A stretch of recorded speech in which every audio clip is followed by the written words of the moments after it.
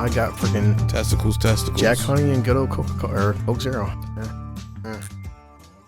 It sucked out. Like last week, I wanted to hang out with you, and just life happened. And then, like, when you wanted to hang out with me, life happened. And it's amazing where I'm officially back to work now. And I'm like, God damn, I just didn't realize I had like 2.5 weeks off. And I got, how many things do you put off, you know?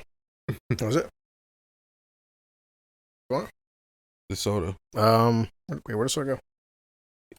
Is it by me? I'm not even sure where the hell it went. It's on the laundry. I'm missing soda. Yeah, it's over there. But I'll get in a sec, or I'll get it. It's funny, like how many things, like just me and Selena had very good timing because her moving situation and just stuff around the house and cleaning and this and that, and like now. So besides YouTube, now we're on Rumble, and I mean, there's nothing against it, nothing illegal, but like I tried Rumble out only because I've seen a lot of people, they've been on YouTube, and Rumble is basically like a YouTube alternative. And, you know, I don't think YouTube cares because I see people all the time, YouTube, hey guys, you know, fuck YouTube and shit. I'm on Rumble, and I'm getting to that real quick. So, you know, Al knows this, and I talked to Susan, Selena, and now Lewis that. So we hit episode 44, and I got like log on to YouTube and stuff, and like, hey guys, you get your first strike. I'm like, strike. So I went back to listen to it, and what was a strike about, and medical misinformation with COVID. And my thing is, in case somebody from YouTube, obviously somebody from their organizations listen to this stuff. I said it before, guys, we uploaded some of that stuff from a year ago. I never initially planned on putting this stuff on YouTube, so your guidelines, I'm not sure what I can and cannot say, so I just put down, listen, because there's a rebuttal thing and a thing for an appeal. I just put down, nothing we've ever said is meant to, you know, cause harm, cause information. My thing has been, since we started the fucking podcast, that like YouTube, it's your platform, your rules, your guidelines. If I said something offensive or against your shit, no problem, I'll take it down. I'm not going to be mad, not going to flip out, not going to be one of them people where I'm so sick and tired of these fucking entitled people. Like, you know, oh, my channel's under attack and I'm suing YouTube now. I'm getting my lawyers involved. Like, it's, yo, dude, it's like, it costs nothing to upload this shit to YouTube. It's their platform. It's their house, you know? If they don't want me saying certain names or conversations or stuff, I take it down. No problem. I'm not losing any sleep because YouTube say, hey, Chris, you guys said something we didn't approve. No problem. It's your shit, guys, you know? So, and we got episode 61. Like, me and Al, we all joked about the fact that even Selena was like, Chris, the fact that you guys made it to 44 without fucking being flagged earlier, like, I didn't expect episode 1 to make it past YouTube's guidelines. So what their guidelines are, and like, I feel like Al would say this shit, that I get it. I do. Like, for the most part, YouTube is affiliated with Google, and they try being a family stuff. They have their rules, their regulations. They got their fucking stockholders. They got this, got that. Like I said, I don't own YouTube. I have no stock in a company. It's like, this audio's on there. You know, if something's too raunchy, there's other platforms you can listen to our shit, you know? So I'm not mad about it. Hey, it happens. So I'll take it down. No problem. I'm not upset. I'm not gonna say, you won't be see Chris go on this fucking rant, but, you know, burn YouTube to the ground, you sons of bitches. And you guys destroyed my livelihood. I can't feed my children now. I'm like, if that's your goal in life, bro, then you got different priorities than me. I ain't gonna go too far in on the YouTube thing because I don't even care about it that much. Same here. We already knew what it was going into it. Yeah. So that's all I said. And it wasn't nothing. They just said, like, you know, our take on COVID. And that's like, and I wrote him back saying, you know, that's been an issue since COVID started. It's just been going through so many different variations and data facts. And like, hey, I've seen people like show actual links from the CDC and fucking post in their YouTube video, hey, here's the CDC directly or the WHO directly. And for the reason they just take their shit down, they just don't want it. And okay, no problem. So it's just like, it's your guidelines. I'm not, you know. Right. No one's mad about it. If you ask me, and it's not taking shots at anyone behind the keyboard or behind whatever they do that has social media tie-ins like YouTube, is things being monetized because it really is because it's misinformation being put out, or is it because there's a possibility that information holds true that would open up a lot of people's minds? Yeah, man. I'd have to have their lawyer sit down with me and explain the shit to me. I just like, you know, but it's the same thing at work. Me, I've talked about this, the company we work for. our company's got guidelines. Do I understand 95% of the stuff my company does? No fucking idea. Like I don't. It's just you see Christian and said, "Here's wear this, do that. Here's your job." And okay, I'm here for a fucking paycheck. I'm not here. I've stopped trying to question why companies do the things they do for. Right. I just don't get it. So, from what I have seen, it seems that everything comes down to lawsuits and liability. And I'm sure it's like if I would have said something, or one of us would have said something that so everything we do nowadays is about fucking money. Because to lead into that, Al sent me this thing on TikTok, and I'll look it up in a second if you guys want to elaborate on it. But basically, Al sent me a fucking video, which I've heard about this happening, but when he sent me a TikTok video, was that essentially a man did certain states now, and I'm going to look up in a second, have what they call the Good Samaritan law. I'm not sure much about the Good Samaritan law, so I'm going to look it up in a second. But this person saved a woman's life, and Al can elaborate on it, but it's like the woman whose life he saved brought him to court to sue him because fucking that, he wanted to break and run one of her ribs. I'm assuming from the Heimlich maneuver or something, or to do chest compressions and shit. And I want to, after Al sent this to me, I want to, Googling, breaking ribs and stuff. And first thing that pops up is this big article on Quora. I sent it to Al, and it's just like saying, I'm a person, if you're an EMT and if you're off work or something, like if you want breaking somebody's fucking ribs, like I got sued by a woman and does this happen? And like, thank God, like the video Al showed me that the judge threw the case out and just saying like, you should be grateful to this man. This man saved your life, and you're going to sit here and sue this individual for saving your life. Like, holy shit. But, yeah. So what is a Good Samaritan law? But the fact that somebody could do that is just like, all right, Good Samaritan laws offer legal protection to protect people who give reasonable assistance to those who are or whom they believe to be injured, in peril, or otherwise incapacitated. So what is the meaning of it? So definition, it says a law providing immunity from liability to the Good Samaritan. So as an off-duty physician, I was telling Al, I remember years ago, I was with my kid's mother and watching Ghost Whisperer with Jennifer Love Hewitt. And in the show, her husband was an EMT, and he did an episode where, he's driving home, car accident happened, he runs out and stuff, being an EMT, drags a woman out of a car, starts giving her fucking CPR and stuff and resuscitating her, saves her life, and he gets like a summons a week later. Yeah, you're being sued. Sued for what? Well, you broke one of her ribs. And oh shit. And it does happen. I'm not sure how often, but that's our society we live in now. It's like, hey, I saved your life, and now you saved my life, and I'm gonna sue you. Like, that's fucked up. Weird, but that shit happens. Yeah. Like, people are liable for all types of shit when you think about it. And like, like you've heard stories of going to somebody goes to somebody's house and falls off a step or something and sues them. There was actually a case a couple of years back where a lady sued her nephew, I think. Really? Because it was I'm making it sound worse than it was. What happened was she needed to I can't even remember. I'd have to look it up. But she sued her nephew, but she didn't sue her nephew. He was part of he was on the insurance for the home, and she had to basically designate a person for part of her suit. So she ended up putting his name on it. She wasn't like actually suing him directly. And it was weird, but this is one of them things. You think it was on it? I pulled this up out. It says, aunt who sued boy 12, it was about insurance. Yeah, it was about insurance. Yeah, USA Today. So, wow. Yeah. The aunt who unsuccessfully sued her nephew for breaking her wrist when he jumped into her arms at his 8th birthday party says the suit was meant to be a simple homeowner's insurance case. I adore this child. I would never want to hurt him. He would never want to hurt me. Connecticut law is such that I was advised by counsel that this is the way a suit is meant to be worded. In other words, your lawyers want to get paid. That's what it sounds like. Facts. This is some dark shit. Yeah. That was one of them crazy things. It's like right now you could sue people for almost anything. Yeah. Like, damn if you do, damn if you don't. You've heard the stories about burglars like breaking into somebody's house, falling off of a step or doing something, getting hurt, and then suing a person because I broke into your house, but I got fucked up during my burglary attempt. So now I make you liable for my injuries. You could legitimately take that case to court. I'm like, I don't understand it, but it is what it is. Well, now, because I was still, the fact it's been almost a month now and they're still fucking with Dave. but the one Netflix employee, and I just find it hilarious. Where okay, so you fucked up, you leaked information that wasn't yours to leak.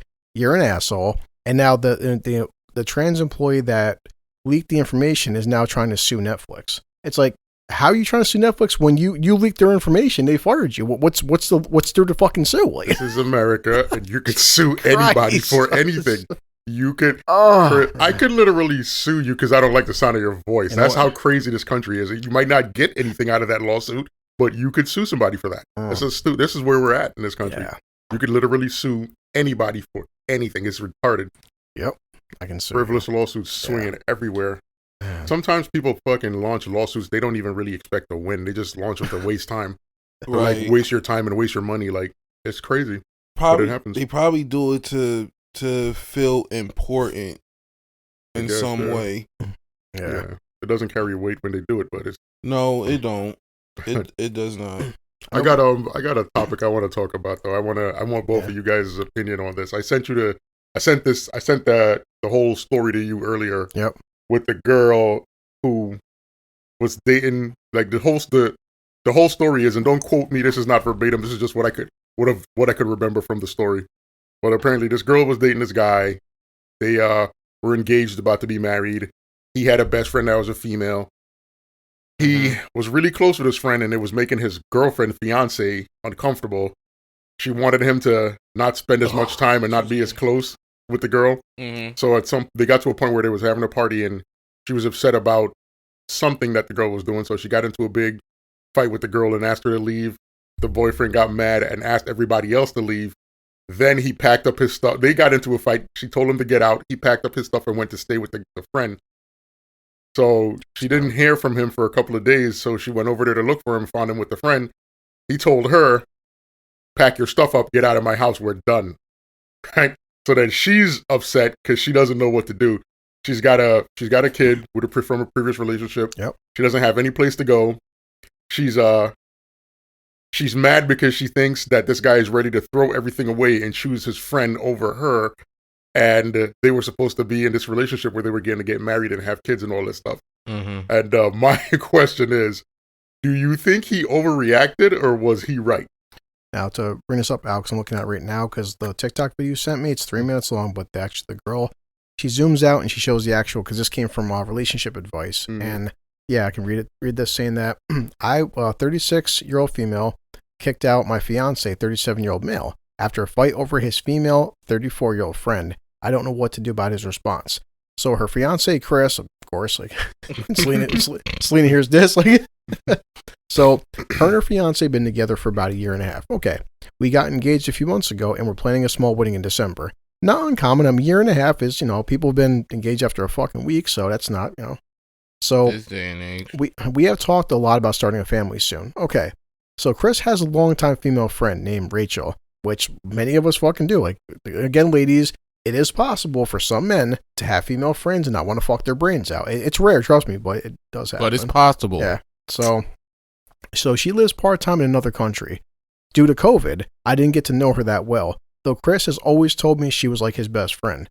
Key word. Now, if your fiance is saying, I have females that I consider to be very close friends of mine. I have females that I've met that I don't want to fuck. They're legit friends. Just like girls have guys that they don't want to fuck. They're just legit friends. So, okay. So, a few months ago, she returned to the U.S. and Chris has been hanging out with her a lot. God forbid, right? He wants to invite her out with us when we are going out with other couples, even though she is single. All right. He invites her to every gathering, and her head's blocking. Okay, she knows most of his other friends, so she ends up at their homes as well as for get-togethers. Everyone's always saying they're so excited to catch up on her because obviously they've been longtime fucking friends. I've just been sick of seeing her and hearing about her all the fucking time. So I have mentioned not wanting her around, and also she doesn't want Chris to be hanging out with her as much. So led to a few arguments, and as they're leaving their house, like Al said, they got into a fight. So he got pissed, and basically she asked his friend to leave, and then all the other friends, he asked them all to fucking leave. So he left the house, and I'm getting out of here. She followed him, apparently fucking to this fucking girl's house, and his truck was out there. So she sat there and she kept was it knocking on the fucking door, checking his cell phone, checking the windows. She knew that her fiance was at this girl's place, but he wouldn't answer. Then he got back to her and told her, hey, I want you to pack your shit, you and your kid, and get the fuck out. And I'm breaking off the engagement. So, like Big Al was saying, did he overreact? So, it's hard because we're three guys. This is something I definitely want a female's perspective on, because I know where I am on my opinion, but obviously it's just an opinion and it's not right or wrong. But I know where I'm at. And in my mind, I'm 100% with what he did being correct. Right? And I've already had this conversation with a couple of females. Okay. That they were like, any girl is going to be insecure about a younger girl that's involved in his life, knows his friends intimately and all this other stuff. And the fact that he automatically chose her over this girl that he was supposed to be married and start a family with, they was like, oh, he's dead wrong for that. Yeah. And I'm like, I see what you're saying, but understand that what you're asking him to do is throw away his friendship that he's had for years based on the fact of your insecurity, right? That's crazy. And if you can't deal with the fact that he's got a friend that he's unwilling to let go, the relationship makes no sense. You're never going to trust him. And that space is only going to get worse. Yeah. Like, that's not going to resolve itself. That's just going to spiral and spiral and spiral. Yeah. So he made the right choice. Like, because anything short of him completely cutting that chick out of his life is not going to fix that problem. Now, as you said that, make a long story short, as you said, we're all just sharing feedback of opinion. My opinion correlates alongside with what you were saying. Just to add a little more dialogue, is that I'm looking at it like it was me in a situation where if I present something to my significant other that I'm possibly going to marry, I'm not hiding nothing from you. You see him even in my very behaviors. There's nothing sneaky or suspicious going on, but you're still feel concerned. It's not because there's red flags that correlates with those concerns. You're concerned because, like you said, insecurities. And then if you're trying to see if I'm going to decide this person over you or you over that person, as I backtrack a little bit, repeat myself a little bit, it's not because they threaten our relationship. It's because you want to see if I would do what the fuck you tell me to do. Exactly. Yeah. Just because you said so, not because, this person gives off unsavory vibes, inconsistent vibes. I love you. I see this person being a potential threat or whatever for these legit reasons. Yeah.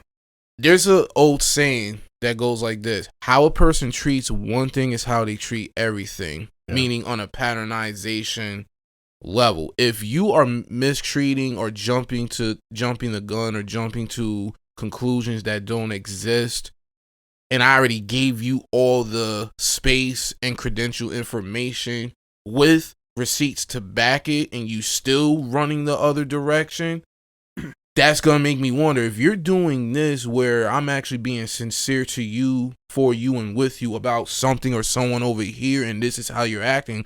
How else are you gonna act with certain things when I come to you? So I'm gonna cut you the fuck off. Yeah. Facts. That's what I'll say. Because if she's acting like this right now and that's your fiance, then what happens when you get married? How much worse is gonna get? Yeah. Consider the fact that she's got a kid, so it's very likely. I don't know this. This is just speculation. 100%.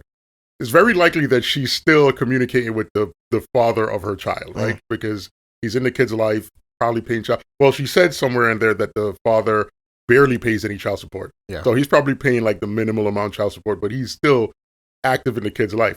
How ridiculous would it be for him to say, I'm your fiance, I want you to have nothing to do with your baby father anymore? And I know people are going to say, well, it's different because that's the father of her child, but it's not that different. It's asking somebody to cut off a person just because they asked or said so. just because you want me to. Like that girl, the friend Rachel, has been in his life for years. He's known this friend before he met his fiance. Apparently, they have a great friendship. It's not a sexual thing. This is just his ace. but she wants him to cut off the ace because of whatever personal baggage she has from her previous relationships, her insecurities, and her not trusting men because obviously other guys have done her dirty. She's got a kid with a dude that she's no longer with. So she's carrying all that into the new relationship of, I don't trust you because you're around this girl. I don't trust this girl or whatever. She's putting all that on the forefront. And now you're asking this guy to throw away a friendship based on nothing other than you're insecure. Like, pretty much like you were saying, big bro.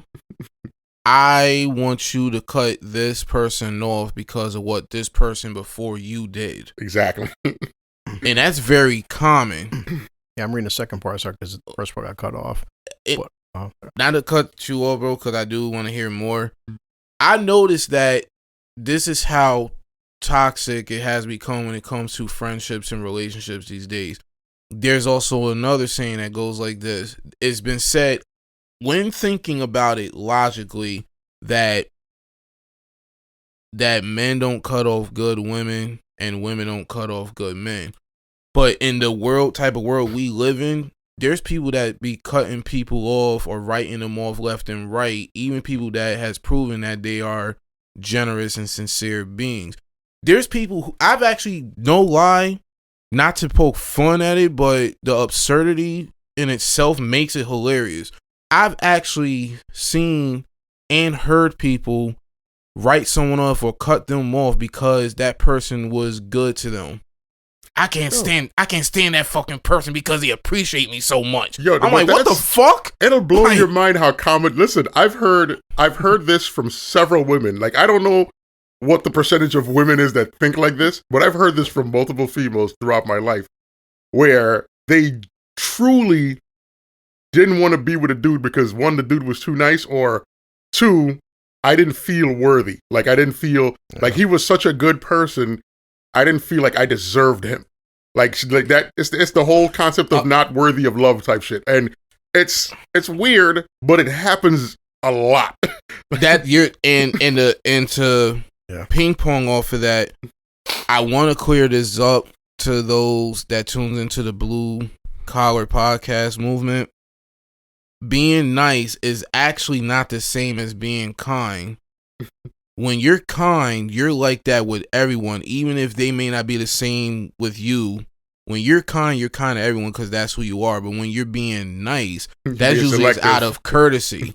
You are nice to people based on certain expectations. But the problem with what you said, not saying what you said is a problem, but the issue in the correlation of facts you just said, big bro, a lot of women, not all, they think and believe that being nice and being kind are the same thing. So when a kind person who is just being who they are correlates kind, generous, consistent behaviors towards them, oh, you're too nice to me.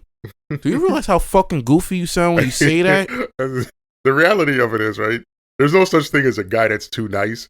If a guy is being nice to you because he's interested in you, like, I think women don't recognize the fact of how many other women in his life didn't get the treatment you're getting. Like, he's treating you good because he wants to be with you. But yeah, but you said nice. That's why I said backtracking. Yeah. Being nice is different from being kind, because there are guys or people who do these too nice things because they're hoping they could get something out of it rather than, because I said when you're kind, genuinely kind, it's not really an expectation. That's just who the person is. They just have a good heart, a big heart of gold. Yeah. But when you're being nice, yeah, there's usually an expectation behind it. And I read this a couple times on the social media that some people get irked when a kind person gets confused with a nice person, because a kind person is kind to everyone. Nice people are only nice to their targets. Oh. It does make sense. Yeah, so that's why I said a lot of gals, not all of them, confuse being nice and kind as the same thing, when it's actually not. Like, not, I mean, not to put it too much out there like that, but we decent gentlemen, decent kings in here, and I'm sure we all heard oh, you too good to me. What you up to? You know, that's the I got to thing. be up to something just to give a damn about you. Like the thing is, like women confuse the two. They don't understand the difference.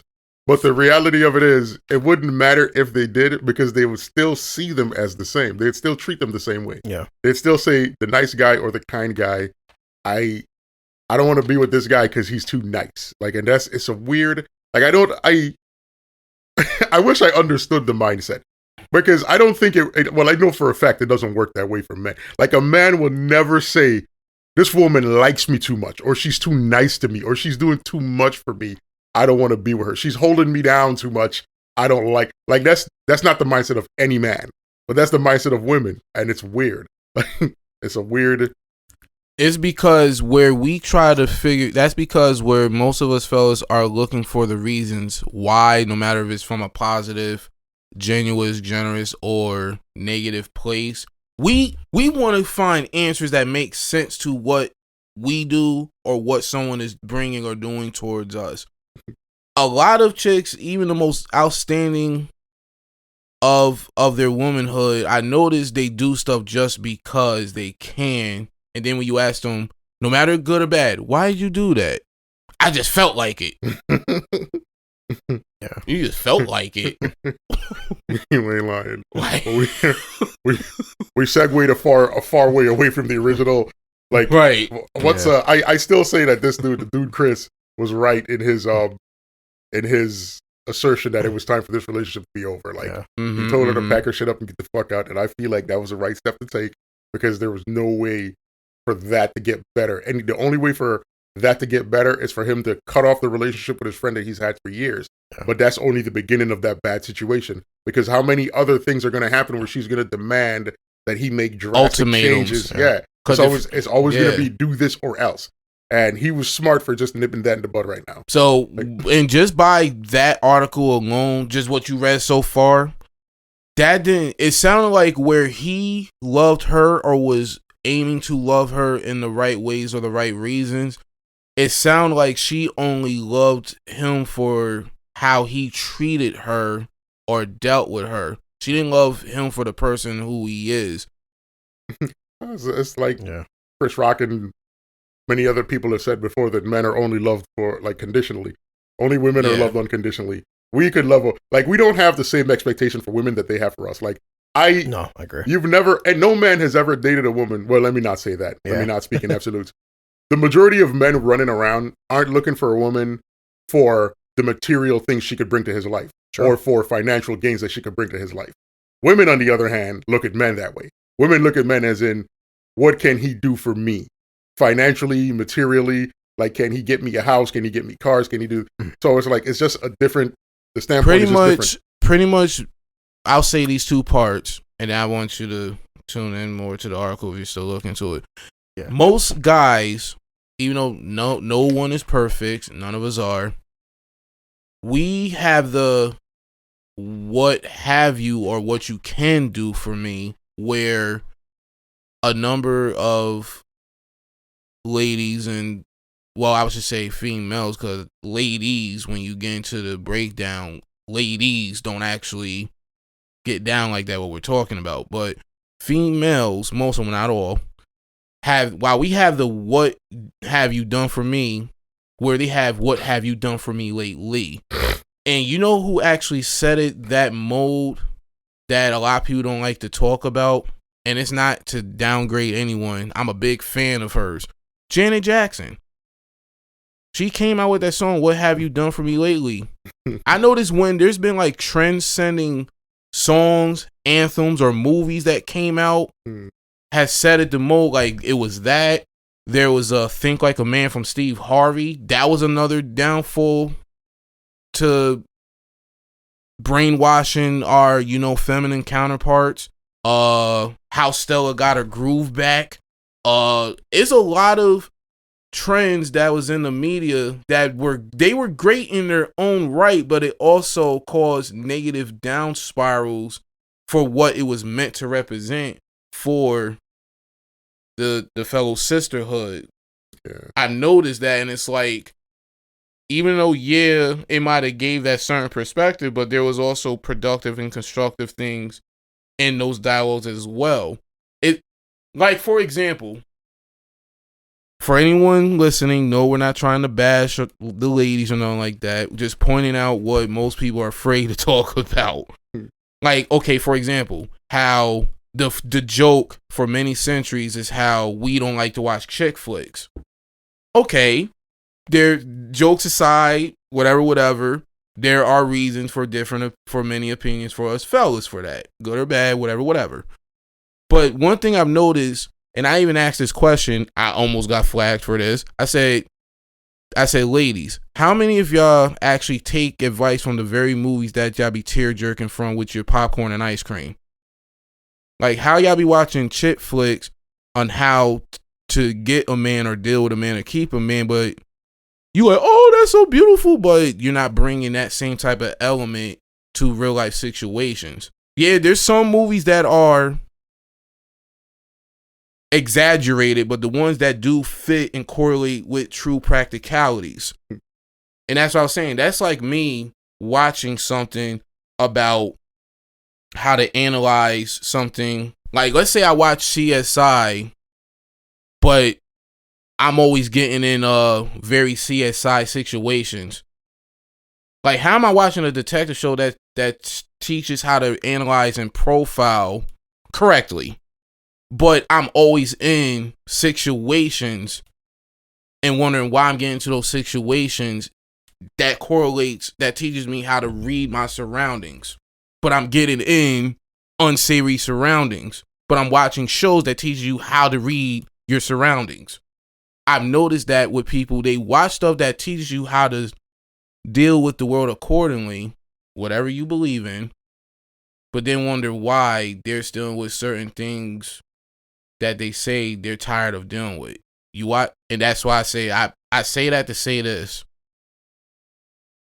But again, we're not bashing anyone. I'm not bashing anybody. How do you watch movies like shit flicks, but don't take the advisement or from the happy endings of those shit flicks in situations like if you have someone in your life, a boyfriend, husband, friend, whatever. I mean, if I'm saying anything wrong, y'all guys could speak up. I'm just saying. Yeah. I don't think you're saying anything wrong. Everybody's entitled to their opinion, and opinions aren't wrong. That's one thing, but just have an opinion. Don't ever feel like you have to apologize for it. No. But the thing also about opinions, they're just a point of views that are just, it's from a perspective. But like I said, it's different factors, and that's what I'm saying. I can't speak for anyone else, but speaking for myself, I'm open to any feedback, or because even though it sounds like I'm getting off topic, it's relatable to what we're talking about. Yeah. Like just the whole thing. Oh, even though you a good ass dude and you always been consistent, you've been faithful and loyal, but I want you to cut off this person because I said so.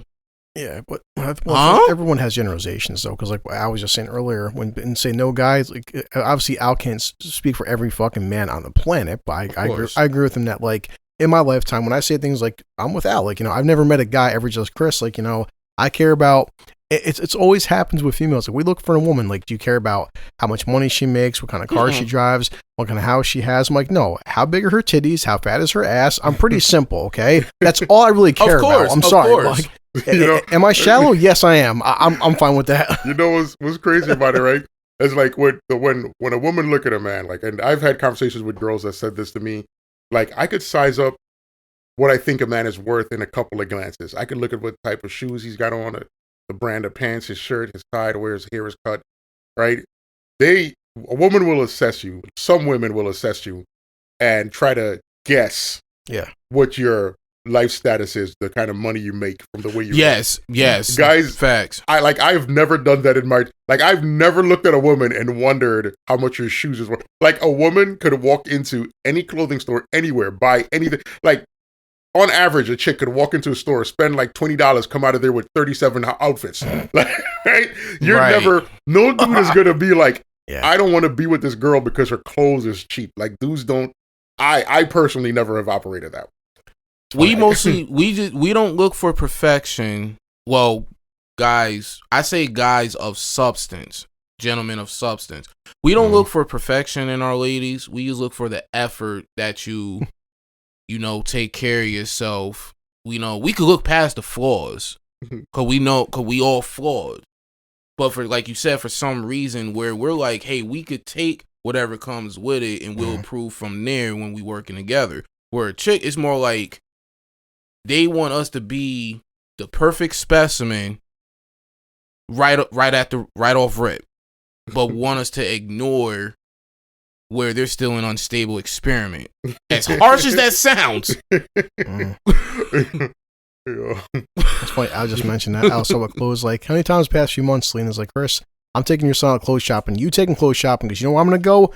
Walmart and get him fucking a pair of jeans, a pair of sweatpants, and a t-shirt that says what fucking Iron Man on it, okay? Like, and she's kind of going through my clothes. We need to buy you new outfits. I'm like, yes, we do. Because she's like, how do you live like this? Because I'm an idiot and I'm pretty simple. I got 2 pairs of jeans. I'm wearing a Wonder Woman t-shirt right now, and I'm pretty basic, honey. Like, fuck. So.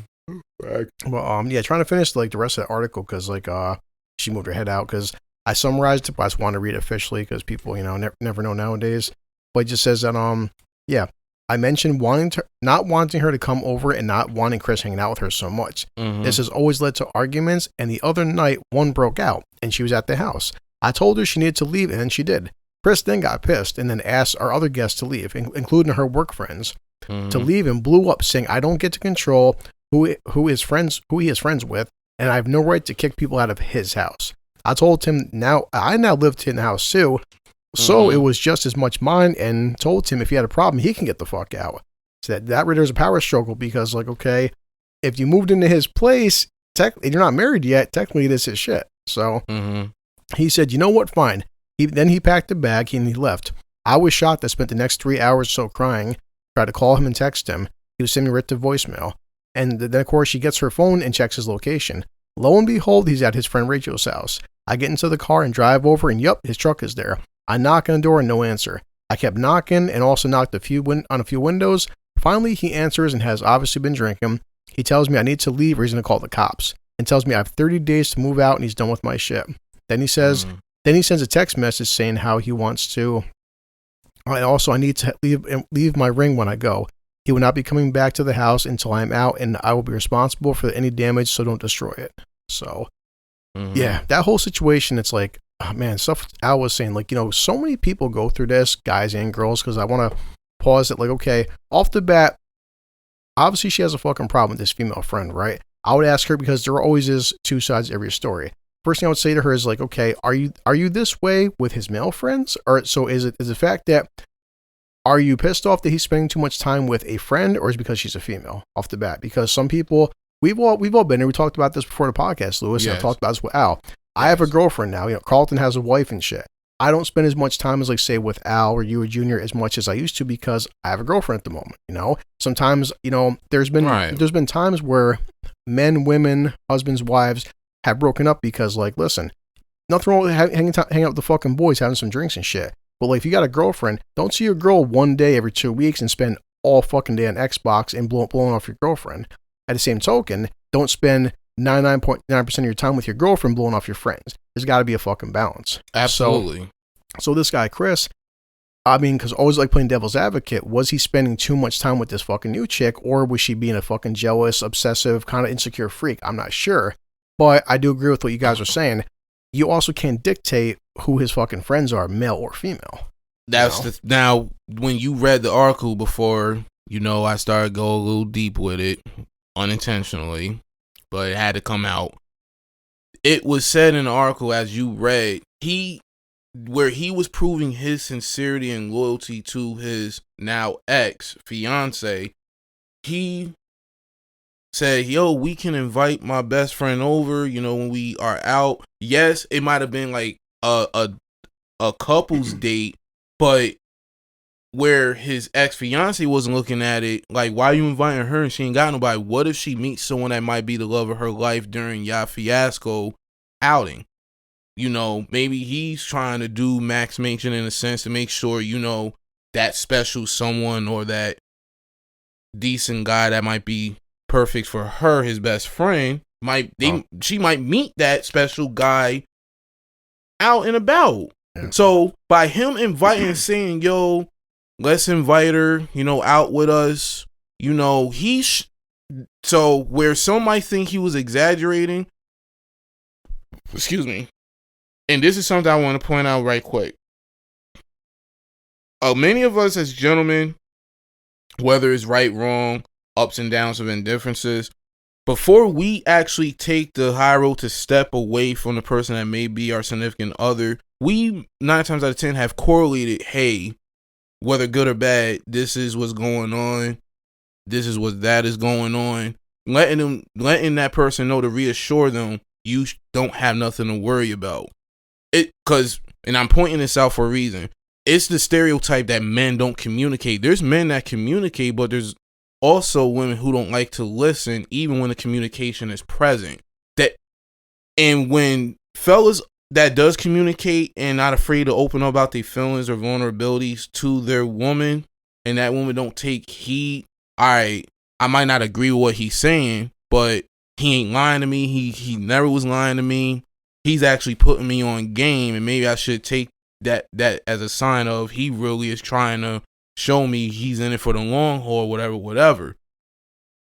So because things like that get ignored a number of the time, especially in today's day and age, with all the stigmas and generalizations, that's what makes the men, the decent guys that are still in existence, leave.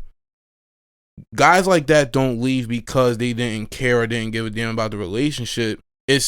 They leave because they realized that the person they was trying to build a relationship with wasn't evenly yoked in the ambition and drive to mold that loyalty on even grounds.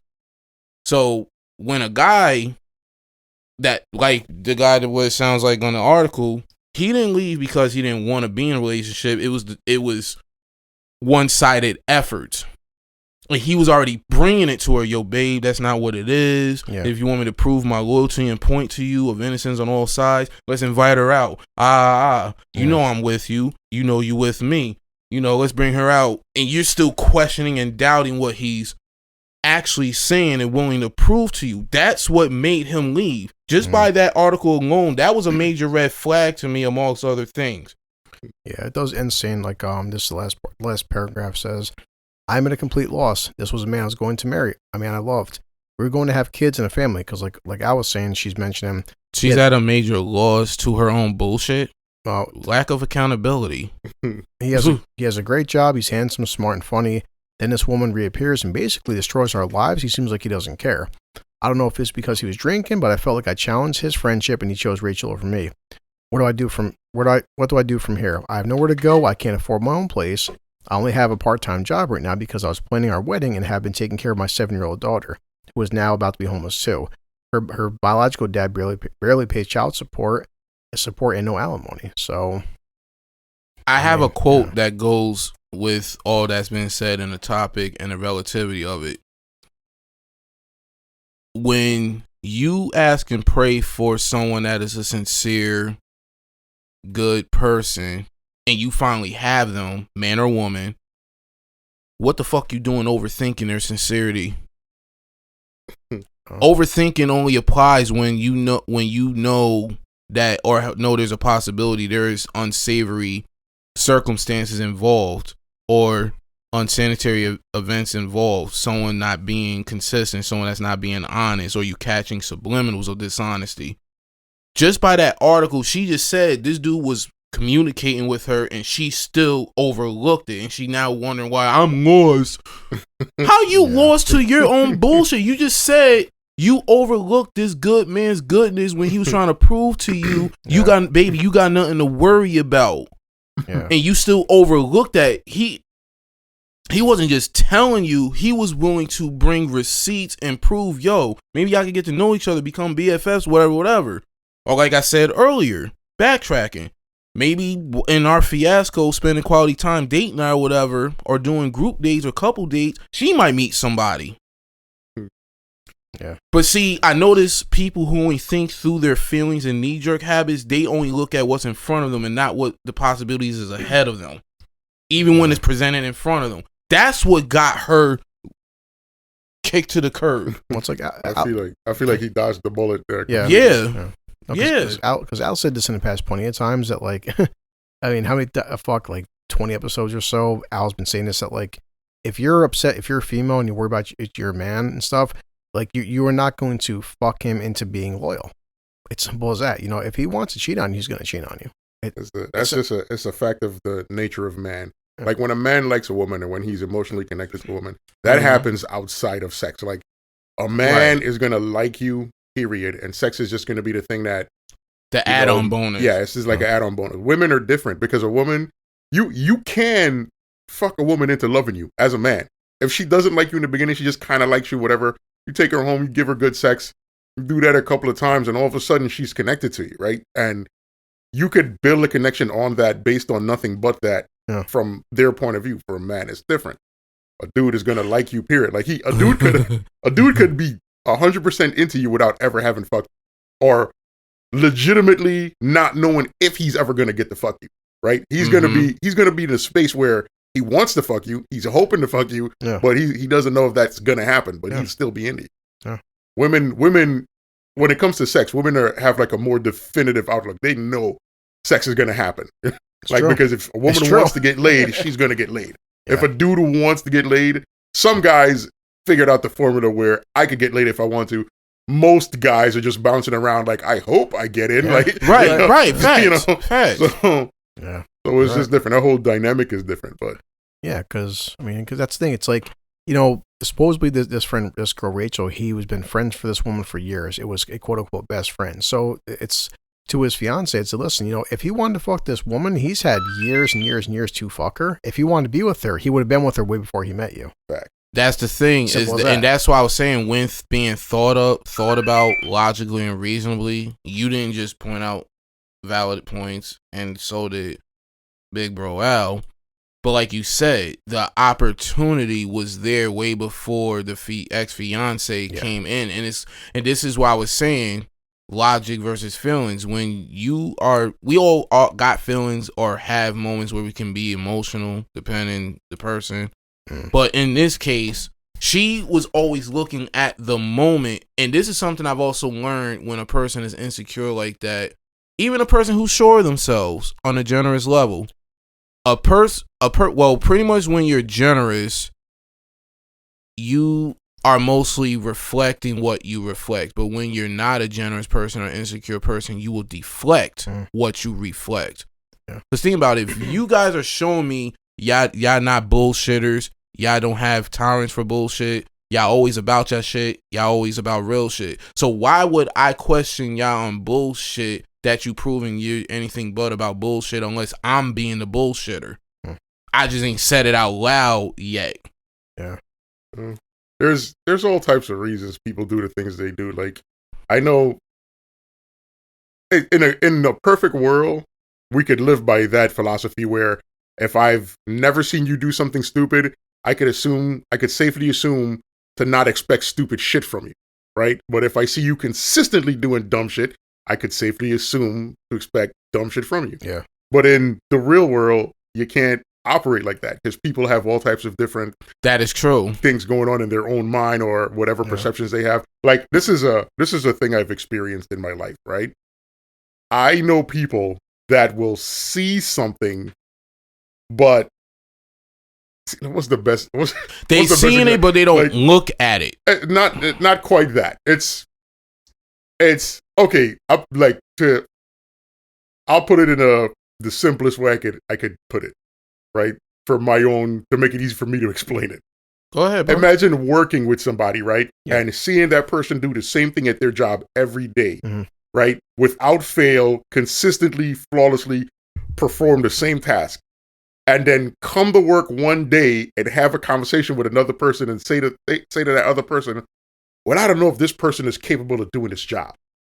Like, even though like that person has watched them do the job, that's not a failing on the person doing the job. That's a failing on the person that's watching because he's got a weird thing going on in his mind or whatever his perception is or whatever weird experiences he's had that's now letting him doubt somebody that he's watched this person do the job for years, but still doubts this person's capability of doing the job. It's it's weird shit like that. Like I've experienced weird shit like that in my self-fulfilling prophecy mindset. You know, that shit is crazy. But it's like when I see stuff like that, it's like I always wonder what happened that puts a person in the perspective of, regardless of what you actually see with your eyes, your mind takes you on a whole different path.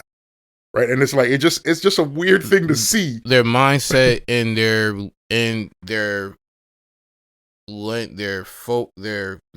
eyes are not aligned. That's a perfect way to say it. Their eyes and their mindset is not aligned. But what causes that? Like that's my question. That's the thing that throws me off. Yeah. Because I literally have seen people do it. I literally have watched people experience. You know what's the perfect example? The Derek Chauvin case, right? Mm-hmm. Where we all watched him kneel on George Floyd's neck until he was done. Yeah. Right. And then I listened to people say, nah, that's not the way he died, because they did an autopsy and the autopsy said he overdosed. Yeah. And I'm thinking to myself, like, I watched, I've seen the video. Like, I saw the video. You can't tell me what anybody else has said or what anybody else thinks. My eyes have perceived the event. Yeah. You can't tell me anything. But see, you looked, but with your eyes and mindset, it's not just the line. You look at something rather than just see it. Even though we see something first, but you are willing to focus and be like, why is this in front of me or around me is going on?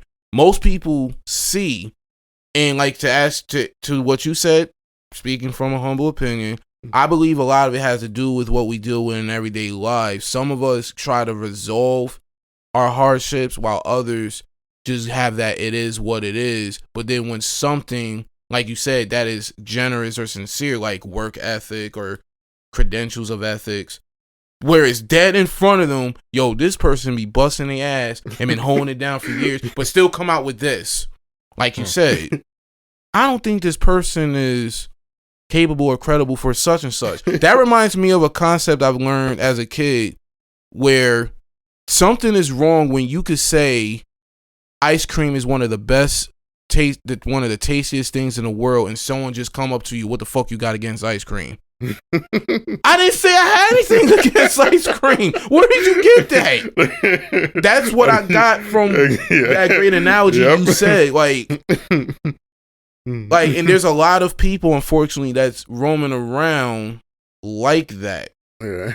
And that's what I've also learned, is that how a person approaches something is how they will deal with it, and how they will deal with it, the thing or person or situation, is how they feel about that person, thing, or situation, or whatever correlates all the above, or whatever. It just comes down to that woman. It's like, if you're going to sit there and flip out this much over your ex-fiance's female friend, then, you know, it's, you're going to be fucking single the rest of your life, because it's like, you have to hit a point where, again, you know, it's like, if you're that insecure about your fiance and your possibly future husband, then what's going to happen? Like, I would say, I agree with, in a sense, dodging the bullet, because like, what if he brings a female coworker out to fucking drinks or something after work, or just, and there's a million more situations, but does it just start with the female friend, and next it's going to be like his guy friends, next it's going to be his parents? And I've dealt with this, talked about it on the fucking podcast and everything. Like, I had a kid with somebody, and I told Selena about this, and she's like, you're shitting me? No.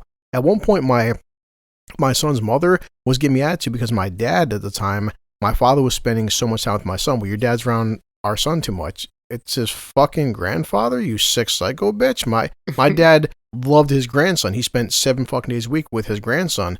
Sorry if he's an asshole. You know, it's like, and she's just fucking psychopath. But now is the granddad an asshole in the negative sense? No. Or is he an asshole because he shoots from the hip? He's not afraid to say what's on his mind. He holds no hair on his tongue. Because you got a lot of people that say people who is unapologetic about their thoughts and feelings are considered assholes. Just with my kids, Mom was an asshole because like she would just like, if I was hanging out with Junior too much, I didn't know Al at the time period, but like, I'm at my grandmother's house bringing my son to my grandmother's house. My dad was with my son every fucking day, and like, you know, she wanted me to spend more time with her, and I'm like, I live with you. I see you 7 fucking days a week. We sleep together. You know, I'm like, I can't spend we're not conjoined twins. And that's, again, the balance. Like, I love Selena, but Selena's at work right now.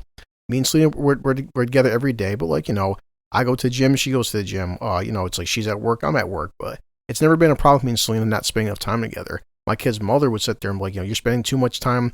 She said this one time to a friend of hers, like, well, Chris puts his mother above me. And I would know this.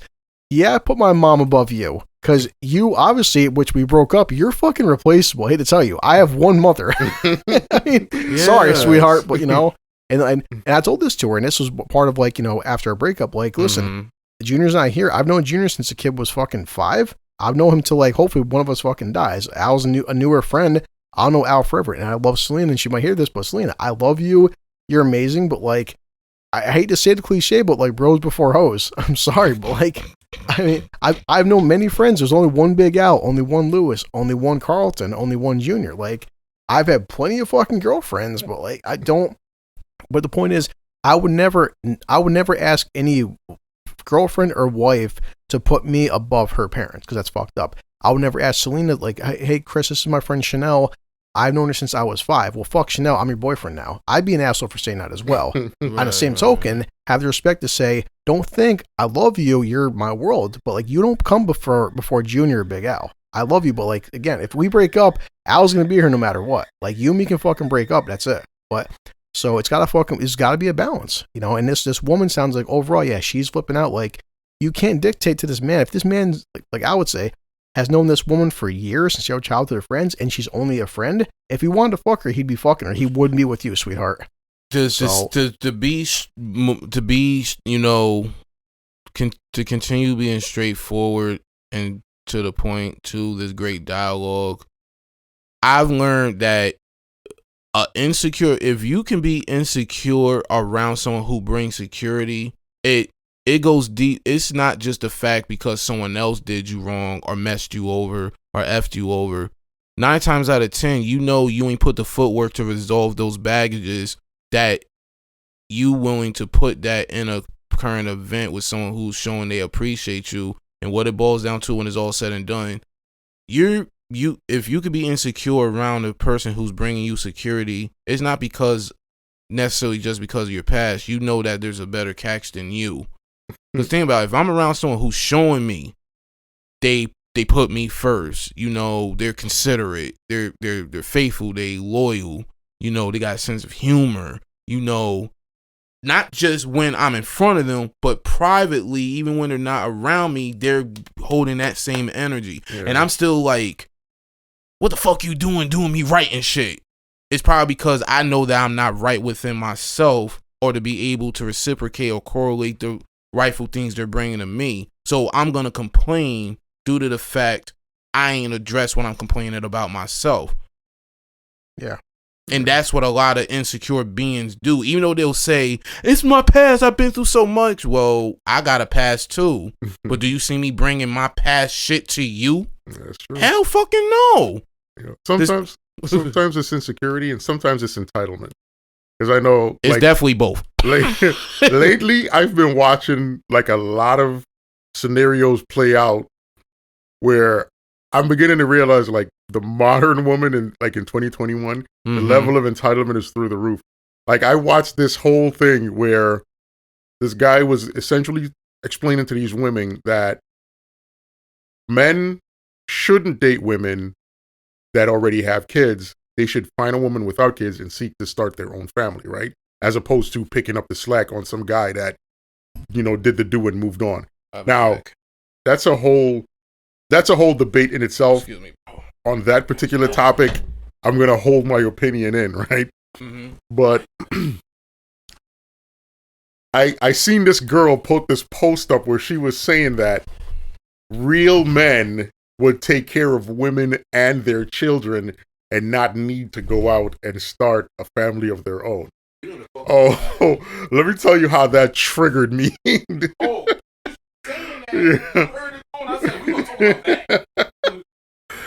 Because I'm sitting here like, yeah, it should clearly be a situation of choice. Like, any woman that's going to get involved with a man that has kids, any man that's going to get involved with a woman that has kids, it's your personal preference, your personal choice.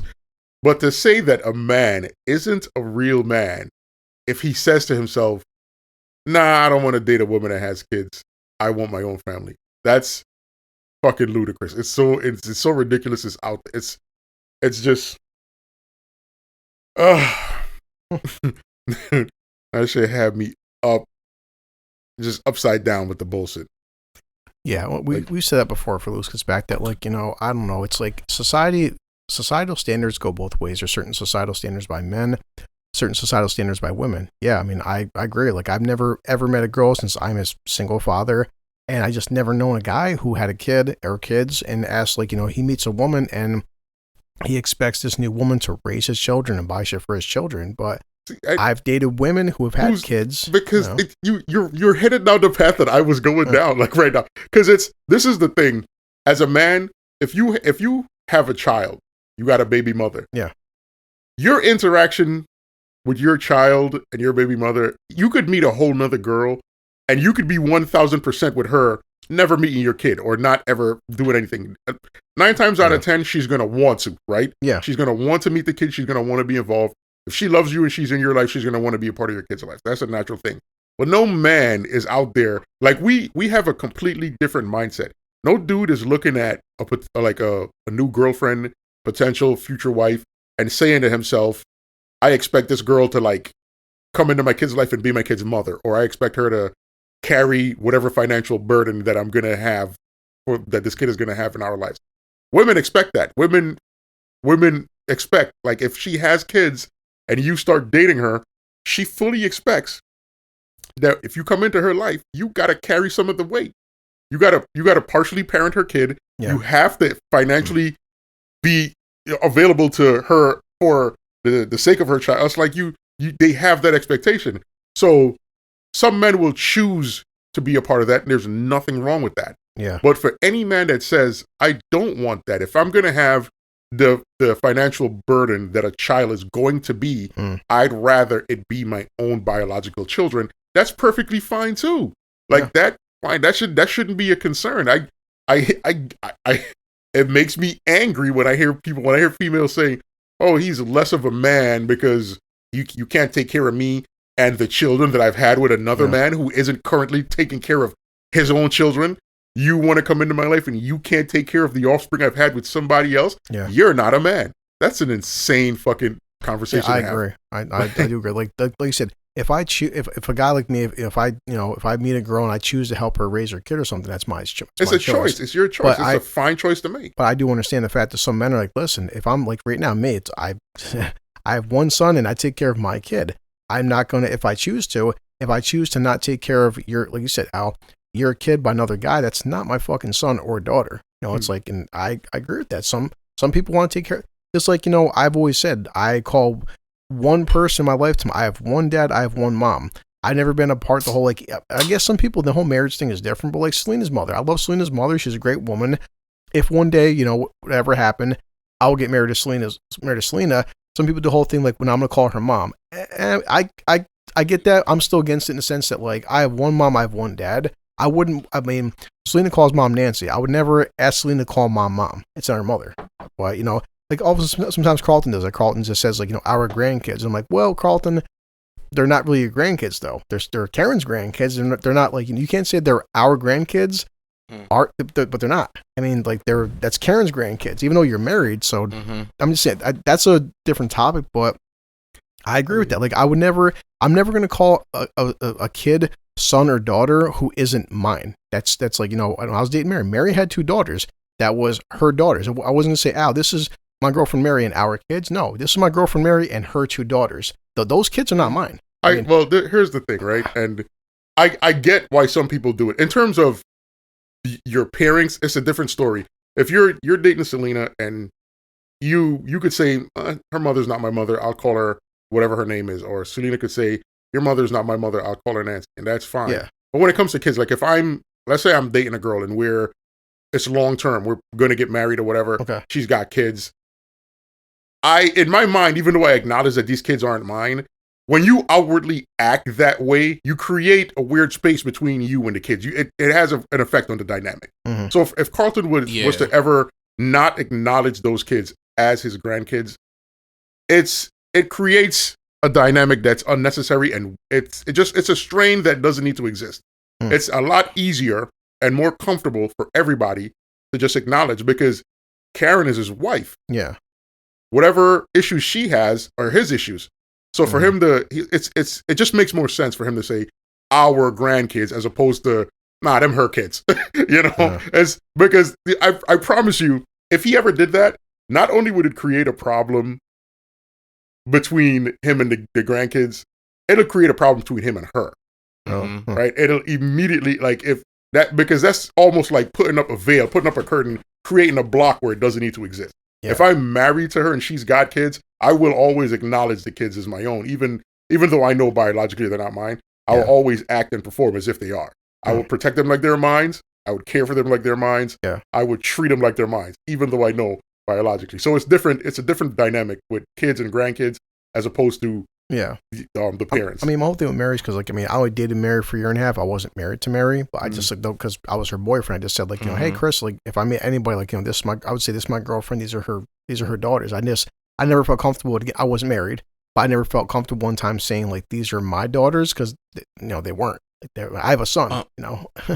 I get it. There was no need for you to try to force the issue. But like I said, right. Me and Selena. Selena constantly says, Chris and his son, or she should say my boyfriend's son. If Selena ever called my son her son, that'd make me feel uncomfortable, because he's not your son. But like you said, but then I promise if we're married though, it's different. I guess. I promise you, if you marry Selena and you guys are together for 5, 10, 15 years, she will acknowledge him as her son. She is. Of course, she knows biologically he's not hers. Yeah. But she will act like he's hers. She'll protect him like he's hers. She'll treat him like he's hers. The nurturing nature. Yeah, it'll happen. I think that would make her happy, because we used to, before you talk, we used to have a conversation. My son's just like, Dad, he goes, just because he's 14 or 15, he goes, Dad, so how's Selena feel about kids? Why? He's like, I'm just, Dad, I kind of do want a brother, sister. He's like, Mom, I don't want Mom to get pregnant by this guy. He's an asshole.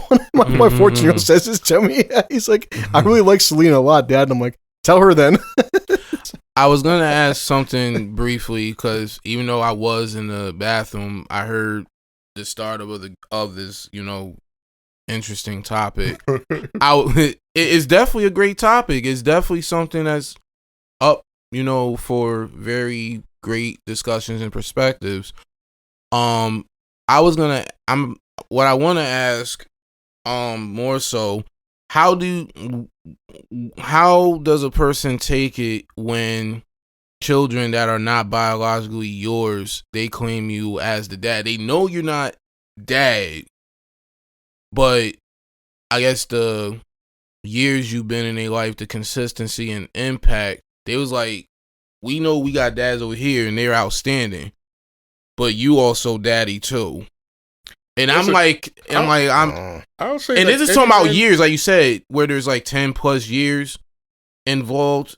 I have biologically 5 kids, 4 with one woman who already has, an army of beautiful children running around from the youngest to oldest, and then I have one son with another. The fuck, you a rabbit? Damn, where rubber, man? Jesus Christ. And there is a span of 15 plus years there, as in history. We was together for about 10, almost 11, but we haven't been together for about almost 8, maybe 9. Jesus. But when I met her, through the ups and downs and all, she already had children that was maybe 1 to 3 years old. They're actually old. They're grown now. One of them's getting ready for college. One got their own construction company, doing a thing. Even though they always call me by my name, Lewis or Lou. Yeah. But there's been a couple times they slipped up and said that's my dad or my daddy, and then they asked me about it. Yeah. Yo, are you okay with us calling you dad? If we would decide to, we didn't make you uncomfortable. I'm like, I said before I put a yes or no, there must have been a reason you felt comfortable enough to say that, whether it was a slip up or not. And that's when I asked them that, and they started giving a list of things. It was like, yo, you're not just there physically, but you are involved in our lives. You have helped us with our homework. You was willing to stand to your guns with standards as a parent, you know, and if you was wrong, you wasn't afraid to admit that to us. And if we was in the wrong, you didn't just chastise us because you were the authority figure. You let us be able to share our feelings and stuff, even though, yes, you was, you know, like, hey, I might have said so, but it would still let them know, hey, do you know why your stepdad is upset with you? Instead of just being like, yo, I'm the man of the house, I said so, and you do this. It was like you gave space to let us improve even when we were messing up, and when we messed up, and if you caught on to it, you was upset, but you didn't make it feel like you disowned us or anything like that. And then when they was going through those spaces, I ain't gonna hold you, it made me a little emotional. I was like, damn. It would be crazy not to be emotional, because honestly, that's a source of pride for any man. Like for the children that you've raised that are not biologically yours, to acknowledge the presence that you had in their life and the good impact that you have. It would be crazy for you to not say, you know, that made me feel good. You know, it'll be insane. Yeah. And that's when he says, so would it be a problem if whatever we decide, whether it's a 24/7 or slip up again, is it okay to call you dad? I said, if it makes your heart fluster, feel free. I mean, the breakdown you gave me, I'm like, go ahead. So, because I even know their actual fathers, and like I said, they're great, outstanding guys, but I guess there might have been things that was slacking or whatever in certain things, and that's not taking nothing from, like I said, they're very outstanding men. But I guess where they might have not done or been able to do, I guess I made up for it and then realize it. And like I said, that's not taking nothing from nobody. It's because I never really grew up with a fatherly figure or male masculine role model figure, where some people that would tear them, it would scorn them. Where with me, it gave me the motivation, like, yo, when I become a family man or have a family of my own, I'm going to go hard about mine because I never had that. Yeah. So, like you said, Mal, that the fact of the impact I gave, a lot of that does have to do and correlate with what I was lacking, and it gave me the motivation to not do those things or worse.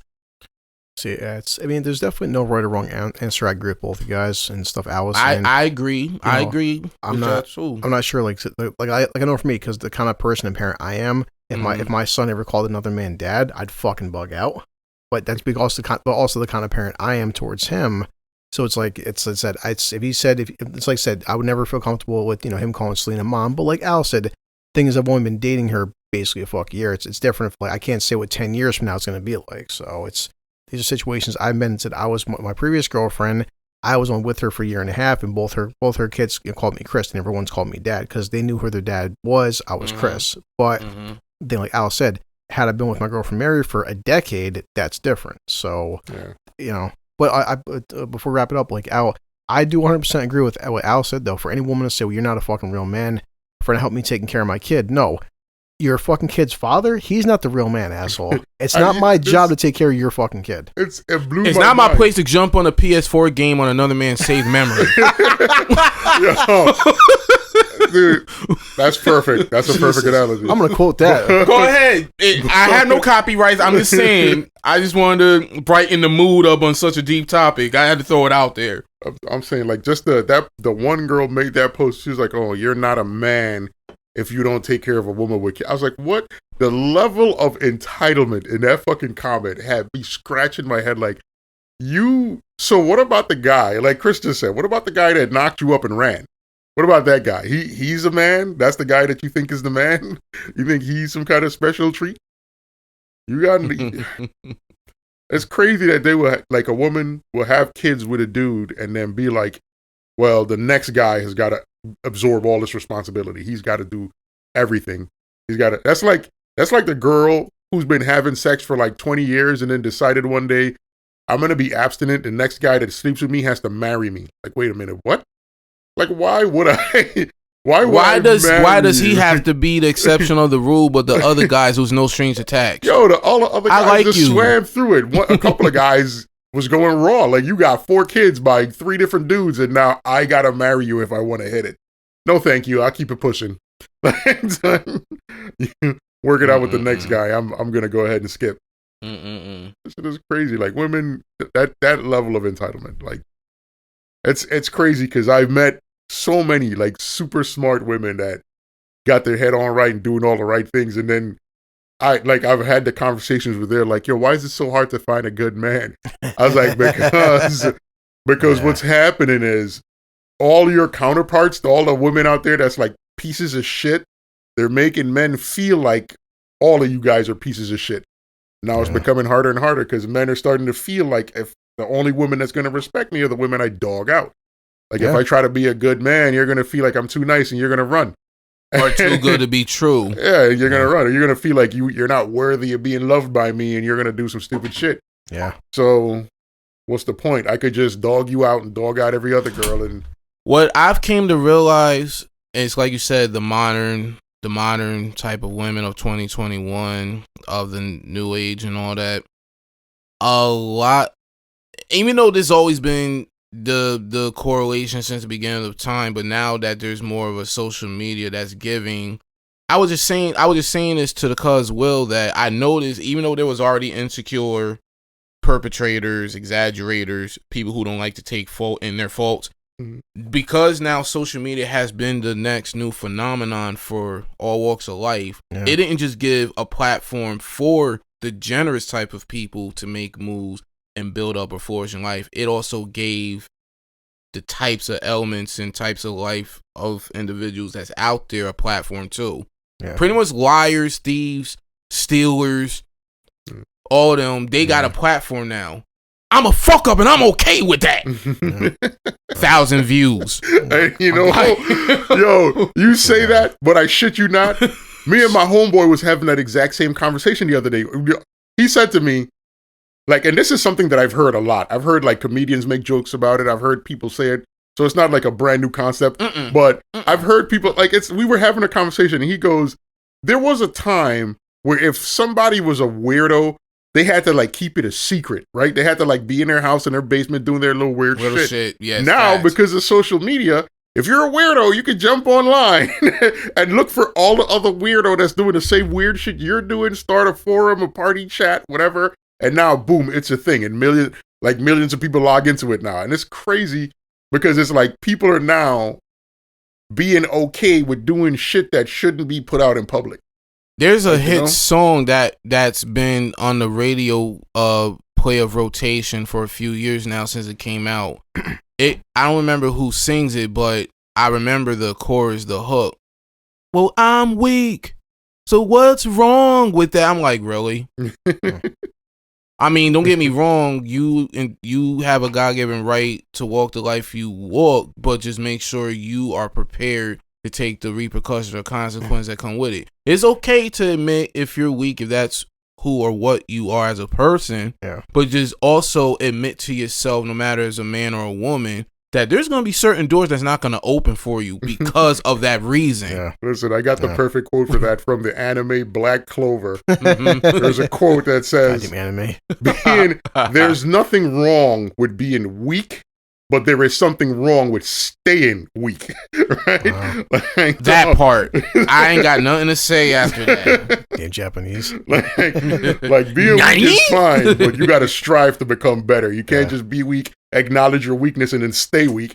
That's crazy. But acknowledge your weakness, but you demand flourishments of benefits that comes with life that the strong and persevered earns. How many fucking life lessons has Goku and Vegeta taught me? Yo, Naruto, son. Naruto has taught me so many. Yo. Everyone says watching fucking Naruto. I'm like, listen, I don't have time to watch 36 fucking seasons of that show. Like, Christ. Fucking 10,000 episodes. Like, god damn, guys. Like, I can't blame them though, because I'll get to eventually. Naruto taught me to believe it. Yeah.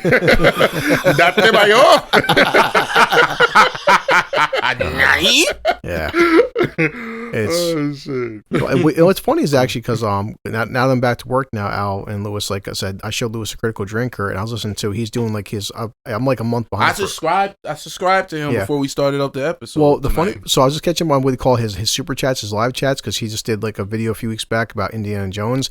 Well, he's going through the live chats talking to fans, and some fans are like, hey, Drinker, have you ever heard of like Attack on Titan? You ever heard about Naruto? Have you ever heard about? And he goes, well, guys, he's like, now animes, I feel like all you guys keep recommending this anime to me, but he's been, looking at like, older films like Indiana Jones or Predator or Schwarzenegger films. And he goes, now that like I'm running out of old stuff to talk about, he goes, I feel like anime has given me this whole new genre to like get into. And because, he feels like how he's been ripping apart modern fucking Hollywood. And like a lot of guys don't like a lot of modern, fucking entertainment, but like anime right now, anime is blowing the fuck up. Like, I mean, and for example, was Demon Slayer. Number one fucking thing of 2021 is fucking Demon Slayer. Not anything in the world entertainment, not just America, globally. Demon Slayer is the number one IP.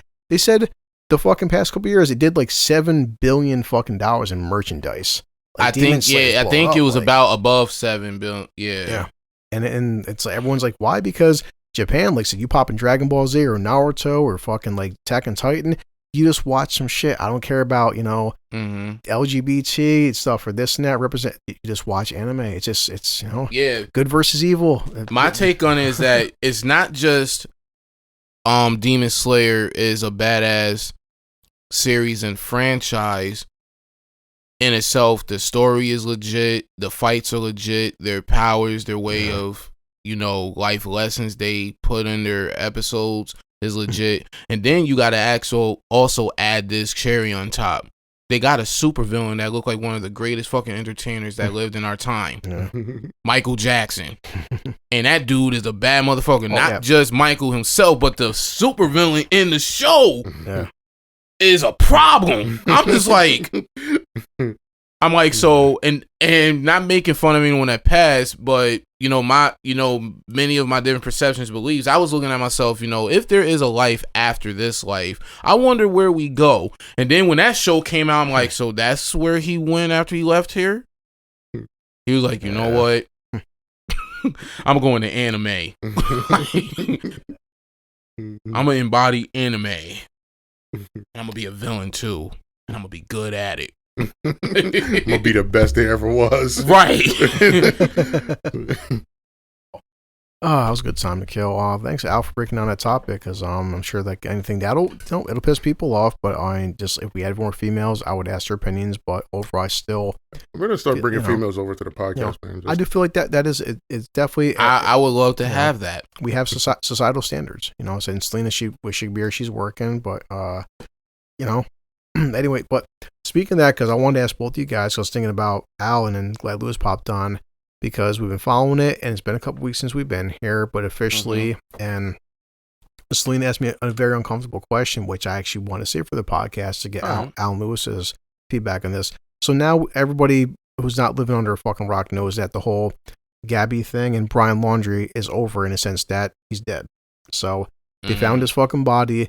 Now there's a massive investigation of like, okay, how did he die? Why did he fucking die?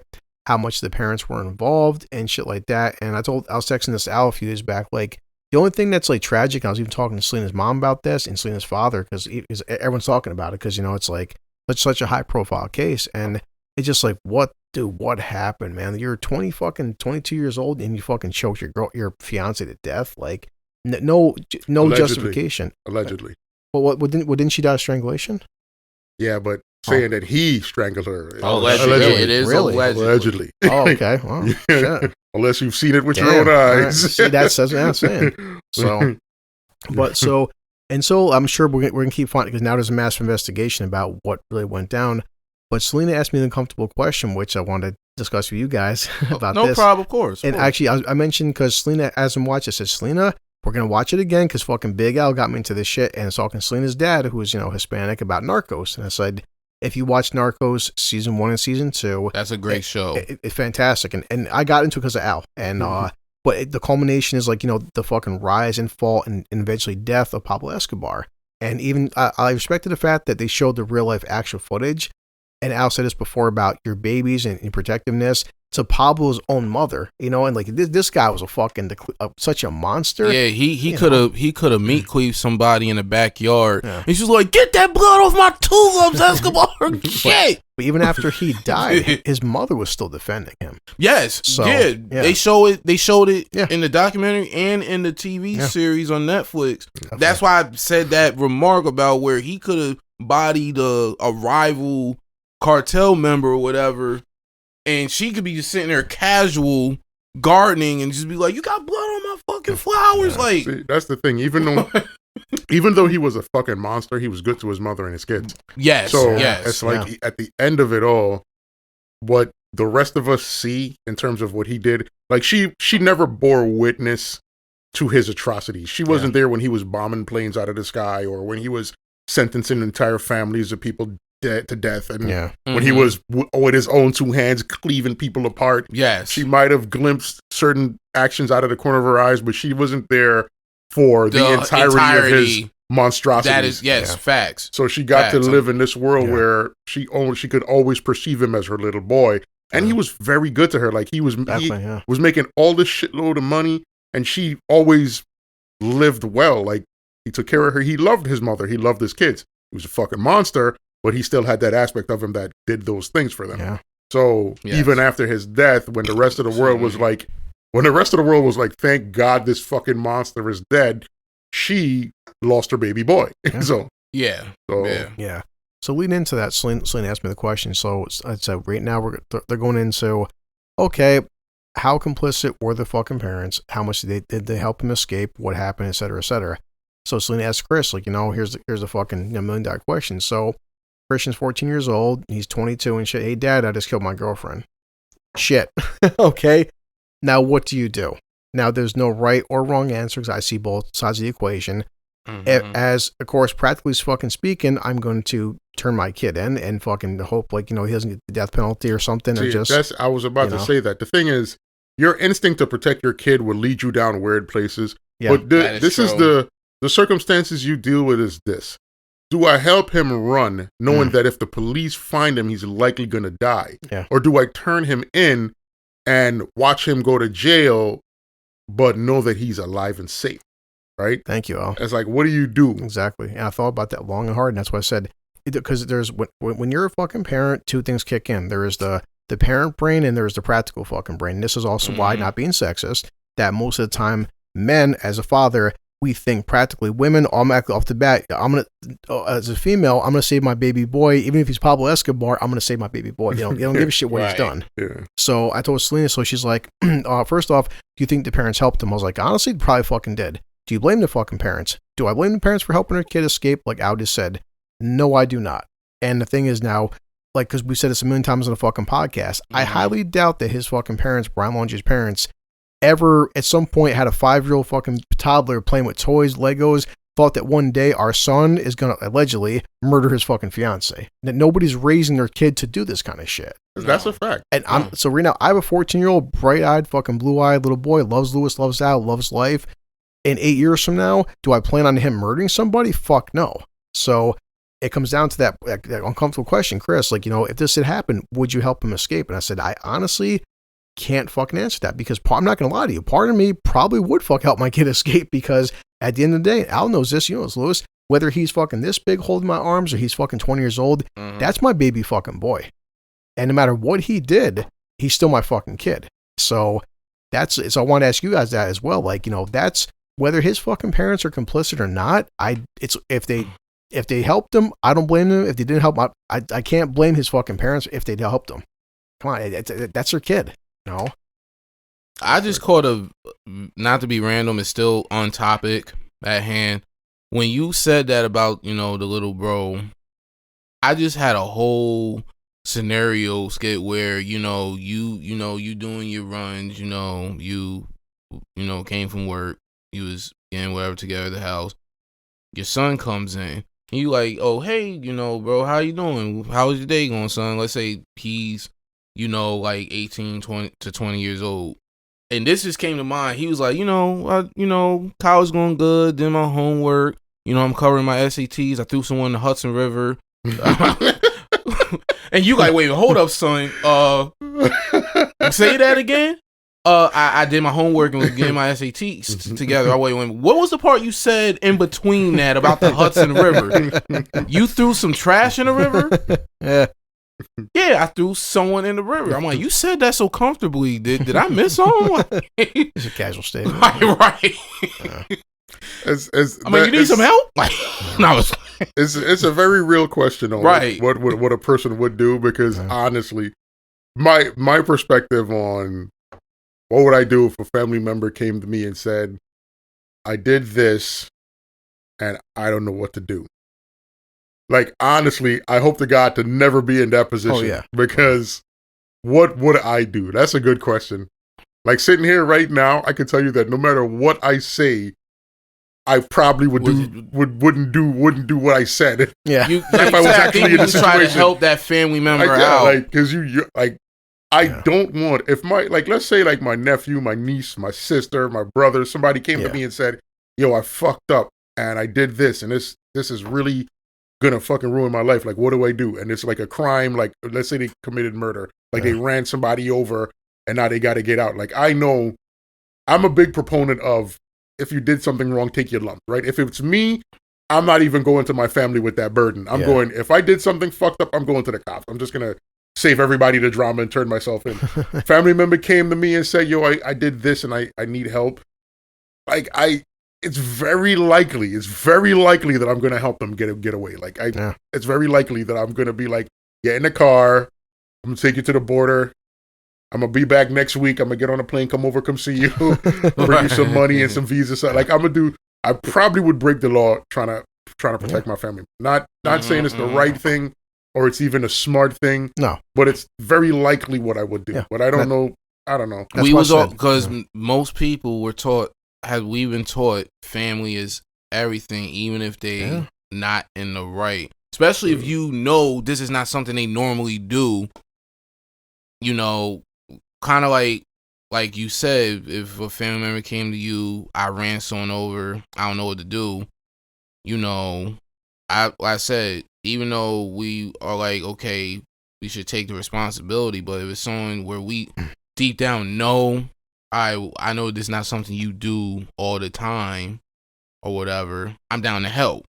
We might not say, even though I said it out loud, but if the scenario was presented in front of us, we probably wouldn't make it known, one of the fam ran over a pedestrian.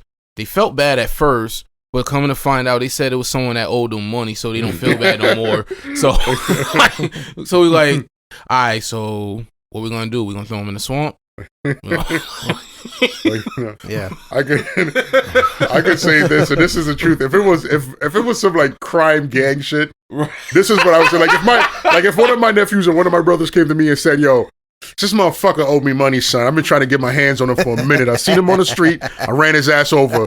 Help me move this body." This is gonna be my response. Motherfucker, I'm gonna give you this one time. Get the fuck out of here. Don't ever come to me with this shit again. I didn't hear you say nothing. I didn't know nothing. But if you bring this shit to my doorstep one more time, I'm turning you in personally. Like, if you're just doing dumb shit and you're getting caught up in bullshit, then do your thing. I don't want to be involved. Do not involve me or the rest of the family. Yeah. I will turn a blind eye this one time. You do it again, I'm personally turning you in. Because right now you're showing me that you're fucking up on purpose. Absolutely. Like, I'm not gonna be the asshole that's gonna tell you don't do this, because I know a lot of times when people get involved in shit, it's circumstances that they're dealing with on their own. Like, I don't want to be a part of it. I don't want to be a part of no crime shit that you got going on. I ain't here to fuck up your little skilo, but keep me out of it. Keep the family out of it. Yeah. The minute you drag other people in the family into it, I'm gonna shut your whole shit down. Right.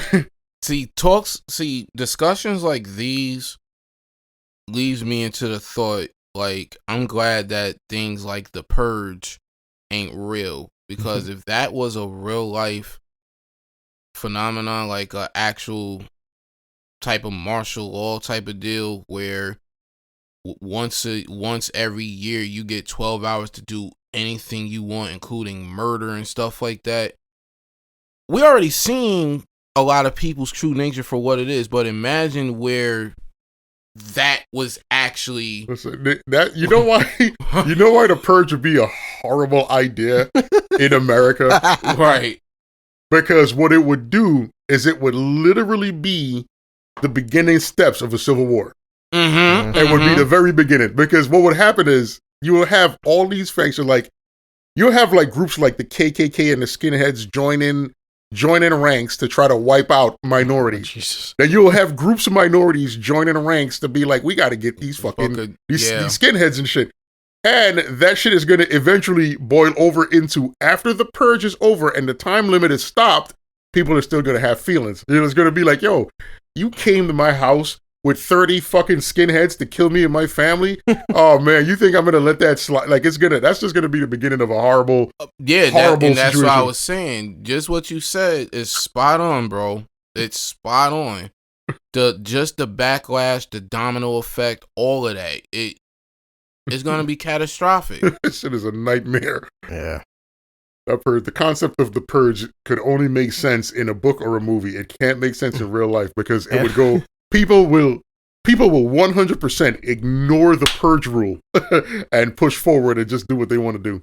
Right. My problem is I know I'm a sick son of a bitch because the company I work for, I've already got my head planned out exactly where and how I would do the purge. Because listen, you try working my job, goddammit. Like, I'm gonna be. This is gonna be 100% honesty right now. This is 100% honesty. If the purge was real, like if tomorrow they said we're gonna do the purge, we're gonna make it a thing. You know what I would do? I would pack my entire family up and get the fuck out of this country. Like I wouldn't even try to. I don't even have any interest in seeing how it plays out. Like none, zero. I'll be like, everybody pack your shit up. No, this is not up for debate. Pack your shit up. We're out. We've had enough. Right. This is over. Right. We're done here. God. Yeah, no, it's definitely like in that situation, you get like with the purge, you got two options, either offense or defense. It depends what you want to do because you got defense, barricade your fucking house and stuff, and your get together friends and family, hope you can survive the night, or leave your house and just go on a fucking rampage. But this is it wouldn't even be that simple because I promise you, you're gonna have people that's gonna have agendas. Like imagine a millionaire that says to himself, "Yo, how much guns and ammo could I give a group of people and send them on a really crazy rampage? Just out of not even See on what some they would do. Yeah, not even on some shit like I'm trying to wipe out this particular group or this. Just on some for my own personal entertainment."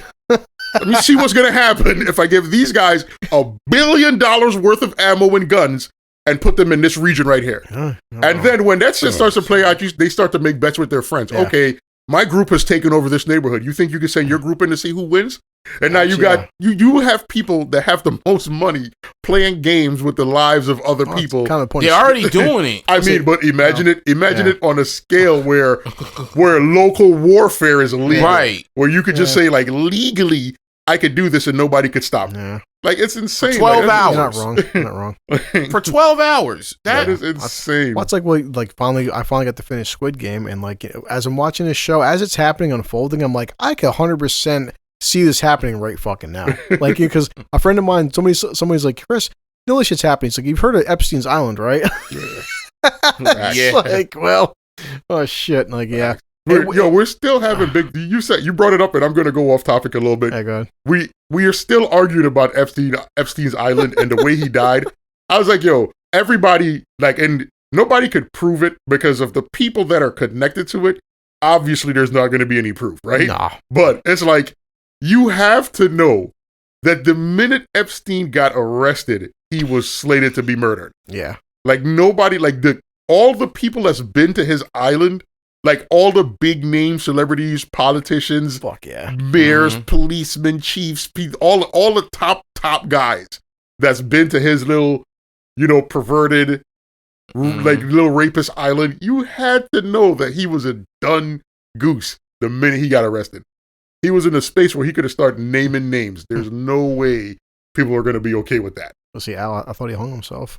Yeah, it's one of them scenarios where his hands were tied behind his back, his mouth was stuffed with tape, he was blindfolded, and he just managed to hang himself at the same time. Like, okay. It's kind of the cliche of like, what was it? Like this one guy, he shot himself in the head 5 times. He shot himself in the head 4 times and then jumped off the balcony. Yeah, that happened. Yeah. Oh boy, crazy, he must be very resilient. To take 4 shots to the dome, but have the energy and life essence remaining. Boom, boom, boom, boom.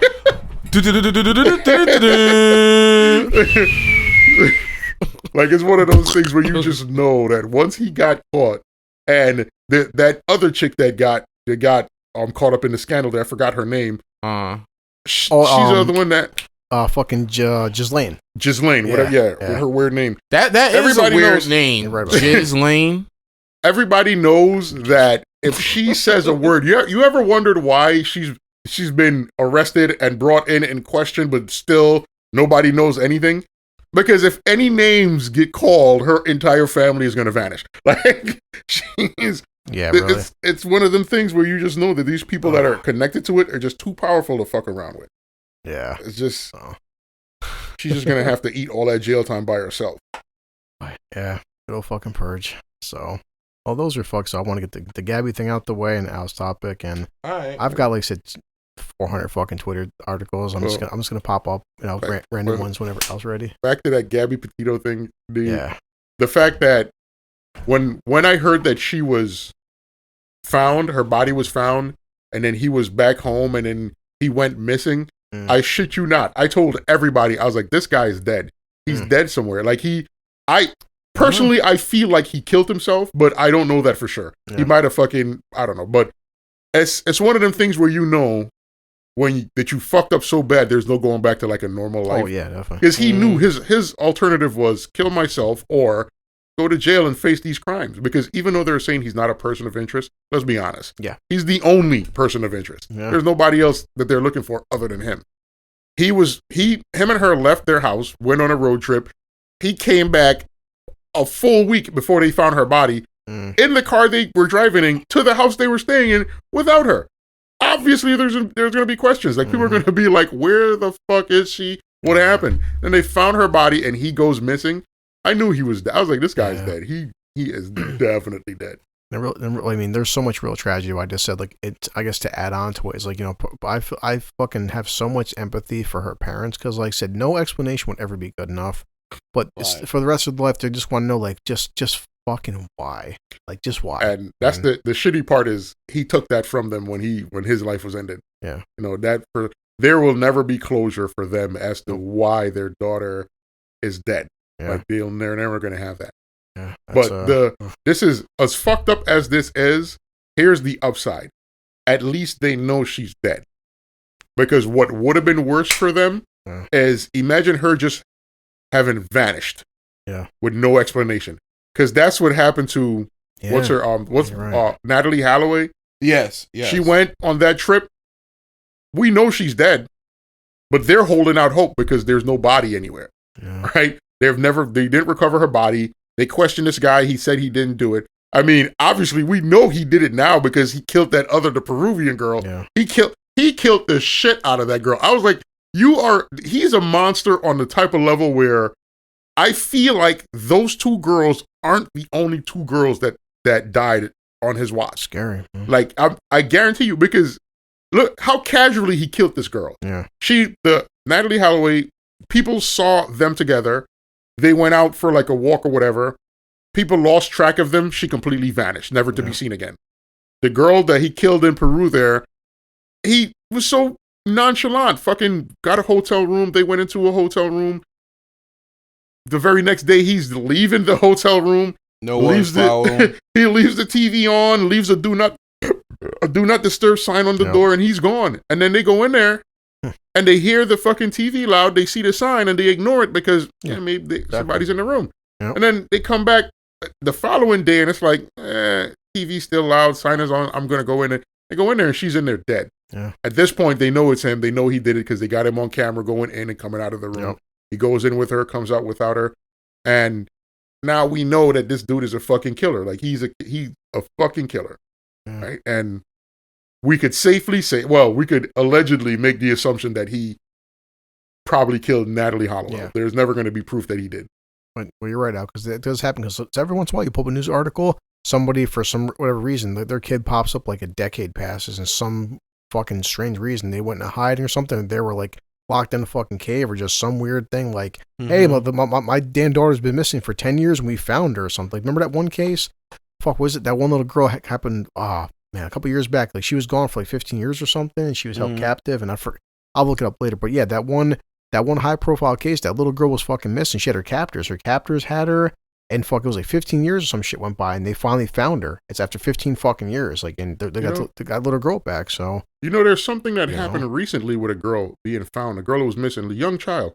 That's recently, within the month it happened. Oh, month? Shit. Yeah, where a little girl went missing. They found her. They recently found her. I don't know where I don't know if it happened in our country or somewhere else. Like, I just remember seeing the article. Right. They just found a little girl, and she was missing for, I want to say something like 15 days or something. Some odd number of days there. They were looking for her everywhere, and the person that abducted her, I think, killed themselves. I don't know exactly I don't know exactly the story. Well, this said 4 days ago. It says Cleo Smith, missing 4-year-old found alive in Australia. Australia, that might be the one. She was missing for 18 days. 18 days, that might be the one. 18 days in a remote part of Western Australia, found alive and well, locked in a locked house. Yeah, wow, that's the one. Yeah, so she disappeared from her family's tent at a campsite near the town. Search. A 36-year-old man's in custody. They're detectives, but yeah. Oh, he's in custody. I thought he killed himself. So they got the guy. Well, they got a again. They got a guy. A guy, yeah. So yeah. If he abducted her, I hope they fuck him up. Like, yeah. Like, we should like incorporate into like our judicial system. Like, when somebody does some shit like that, where you kidnap a child and then you get caught, I feel like they should like tie your hands behind your back and tie your feet together so you can't run around, and just let the mother and father just beat the shit out of you for like a good 20 minutes. Just don't really kill this person, but just fuck him up real good, and then we'll put him on trial. And then, just get some good hits in. That's what it's like. Fucking, that's always gonna be the problem with our fucking judicial system. We want to sit there and lie to ourselves that, like, we've evolved past these primal instincts and stuff. But the thing is, how many times have you said out? It's like, criminals, rapists, pedophiles, blah blah. They exist. They're always going to fucking exist. And I'm not saying it's a fucking deterrent, but I would argue that, like, there was a time where, like, if you stole a loaf of bread and they cut your fucking hands off, you're really scared to steal a loaf of bread. Now it's like, I can roofie women and rape them, and like, yeah, I'll get probation. See, this is the thing. The thing that the concept of swift and brutal justice, it works to scare people that abide by the law, right? Yeah. But here becomes the problem. The problem arises when you get swift and brutal justice just for being accused, especially if you didn't do it. Yeah. Like, imagine me just saying, oh, well, Chris stole my bread and I was hungry. He broke into my house, took my bread. And then their response is, Chris has got to lose his arms. Yeah. And you didn't actually do anything. That's where the problem arose. So it becomes a situation where we have to gather evidence. We got to get people, your peers, to be part of the cast and judgment situation. Yeah. And not saying that's a better setup, because we all know that the system is significantly broken and severely fucked up. But it's better than the old an eye for an eye rule. Yeah. Because an eye for an eye only works when you're 100% certain of the person that did the wrong. Yeah. And that's our problem now. But nowadays we have some guy flat out admits and it's like, admits and does things caught red-handed. He wants to raping fucking 20 women and shit too, and he gets like life in prison or parole. Like, what? And here's the crazy thing.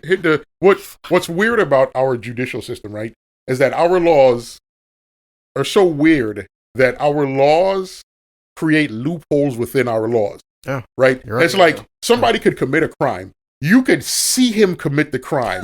He could have done it on camera. We know he did it. But some technicality, like this police officer didn't read him his rights, and boom, he's a free man for a crime that we know he did, right? Now, that's being a little too basic, but it's stupid shit like that. Like, stupid things where, like, a technicality could get somebody off from a crime that we know, we saw him do. Yeah. Like, it's stupid shit like that. Like, there should be no exemption for you for punishment when you commit the crime. Like, it's so bad where criminals rely on the judicial system to get them out of going to jail. Yeah. Like, like, imagine like a mob boss that's going to be like, I'll take it to trial because I could pay these people off and I could threaten this juror and I could buy the judge and I could walk free. That happens a like, lot. I'm saying, it's like they rely on the entire weird system to get themselves out of jail. It's like, it's fucked up. And then, I don't know, it's just... Watch the movie Goodfellas. It's a very good movie. Yeah, all based on a fucking true story. So it's crazy, but so any other topics, Al? Not off the top of the head. I'm trying to pull up some just random fun. Like, well, I got some, just stuff to fucking break down. But I don't know how you guys feel about this, because I just read this. I said, when I'm on Twitter, we did some kind of deep stuff. I like to try to find funny shit, and shit makes you just scratch your head. But I love articles where I see, here's the headline for you two. Okay. Man busted for stealing 730 pieces of women's underwear from a laundromat. So read that one more time. That's more weird than funny. Like, yeah, when you like, why? I don't know, because you like, why? Yeah. So of all the shit you could do with your time and effort, a 56-year-old man was arrested. Also, what kind of a charge is that? I don't know. My whole thing, like, honestly, like, no lie, that's a guy I would like to have a conversation with. Like, I get that you're a pervert. I get that you're a weirdo. But my thing is, like, why panties? Like, if I'm going to risk jail time, I'm going for the goal. Like, I am going to be a peeping Tom, at least. I'm going to be, like, on her windowsill trying to see her naked. Like, if you're, like, understand how weird your perversion is. Like, you're stealing panties. You're looking at jail time for clothing. Like, why? Christ. Let's see. He was arrested last week after police found the huge stash of female underwear in his apartment in the southern Japanese city of Beppu. So it was over in Japan. Okay. It makes perfect sense now. now I get it. Japanese? Yeah, now I get it. You fucking racist. No, it's not racist. But hear me out. You know how many animes I've watched where there's like a little tiny old perverted man that's running around stealing underwear? He's like got one pair of panties on his face. Master Roshi. He's got a backpack over his back, like a sack over his back filled with panties. That guy. You know?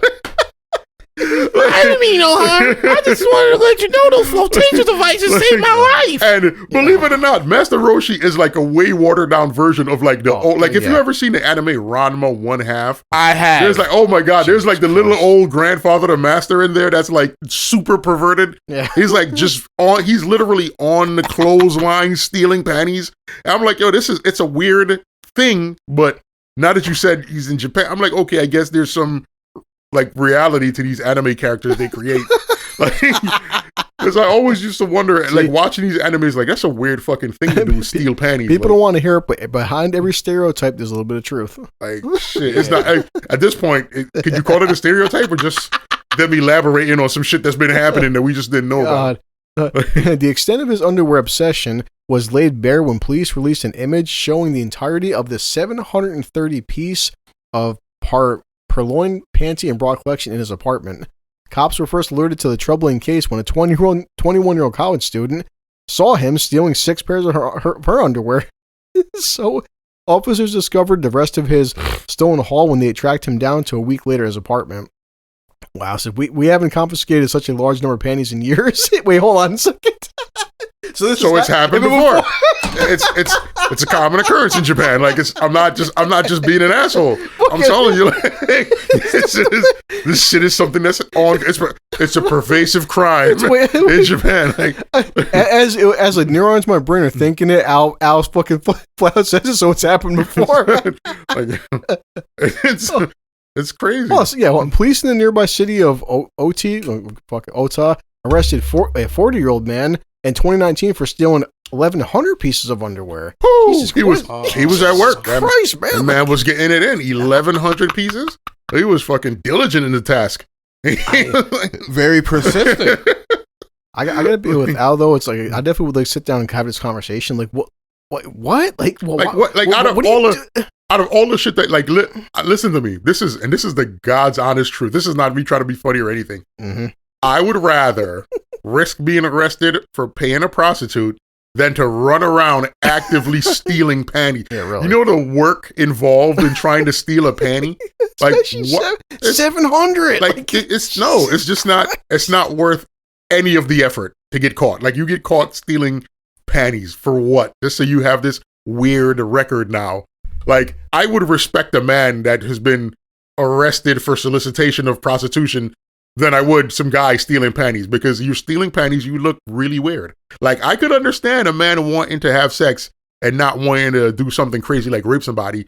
He'd rather break the law in terms of pay for vagina as opposed to sneak into your backyard and take your clothes off your line, or sneak into the laundry room and steal your panties out the washer, or sneak into your house possibly. And like, no, you're just. I still have like. That's just fucking crazy. Like the times beyond crazy. I've gotten Selena more into this as well. The Twitter, sometimes Twitter, it's always the top comment, and Twitter is the first guy. He got like 1,000 likes. He's like before or after they were washed. Listen, I guess they're more valuable with a little bit of stench to them. Wow. Like, damn. Oh, God. Wow, this guy just said it was an undercover bust. Oh, Jesus. That's just weird as shit. Oh man, that's Fucking it. Just weirdo. I just like you said. Are you just like sniffing and jerking off to him or something, or what's going on? Are Listen, you just I gotta now that we're here with weird Japanese perversions, let me get this off my chest. Oh, so I'm an avid, watcher of porn. I kind of diligently pay attention to what's going on in the porn world.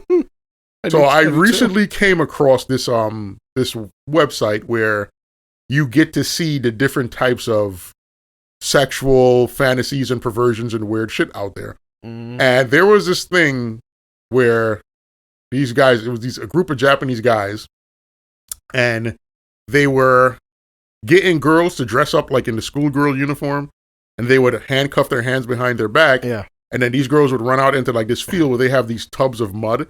They would dive headfirst into the mud. The fuck? And like these guys would be sitting there like, oh God, yeah, oh, that's so great. And really like rubbing one out. And it made me wonder, like, this is my honest question is like, and not to like pick on it particularly, because everybody's got their kinks, everybody's got their fetishes, and I don't want to make fun of these guys' particular fetish. I just couldn't see what it was about this particular thing that was a turn on. Like, it's like nothing about it to me did it for me, but then it's not my kink, so I don't get it. But I was like, damn, this is just weird. It's like a lot of weird things that people do. Yeah, we've always said before, listen, you can have whatever weird kink and shit you want to do. I still feel like we have the fucking right to laugh about it. This is a fact. Like, it's like I have my own weird kinks that I'm into, but it's not. So screw girls jumping in the mud, and I'm jerking off watching it. Like, I mean, going crazy. Like, it wasn't like your typical jerk off. Like, these guys were into it. Like,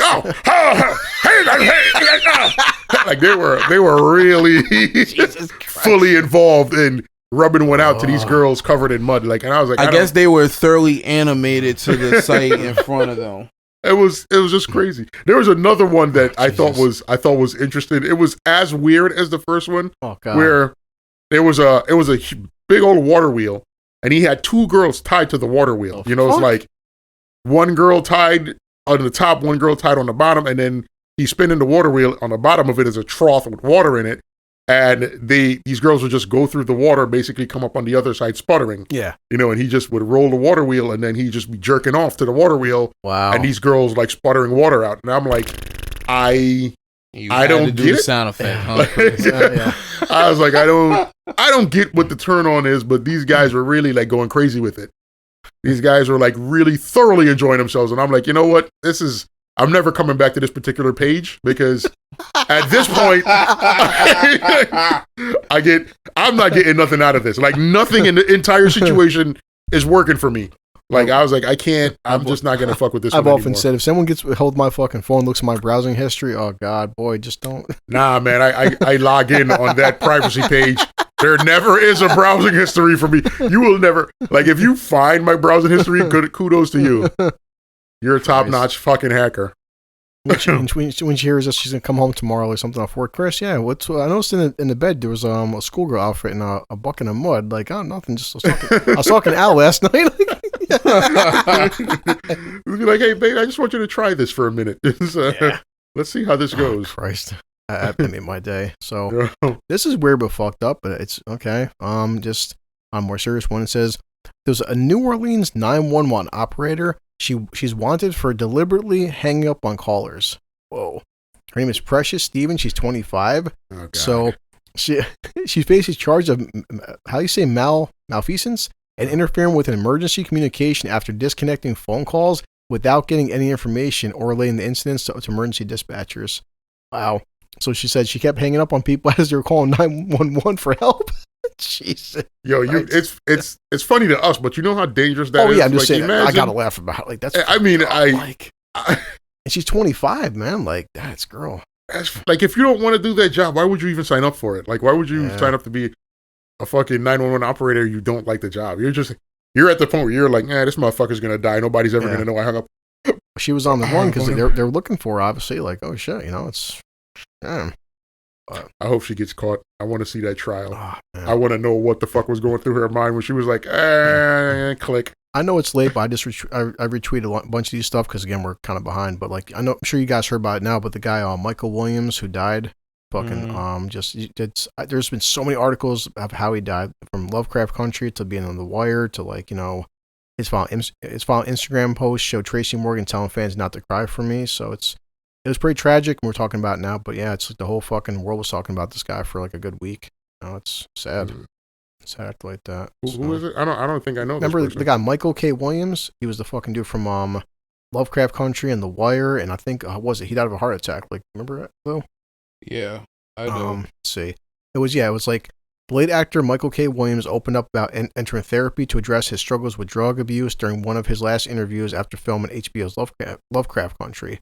Just months before he was found dead suspected he had a heroin overdose. Yeah, but I know who he is. I just never knew his name. Yeah, so he said I've seen him in a few things. Yeah, he was in Lovecraft Country, I'm pretty sure The Wire, and just a bunch of things. But he died of a drug overdose, and just the short versions just had like a lot of demons, a lot of fucking problems and stuff. So it's just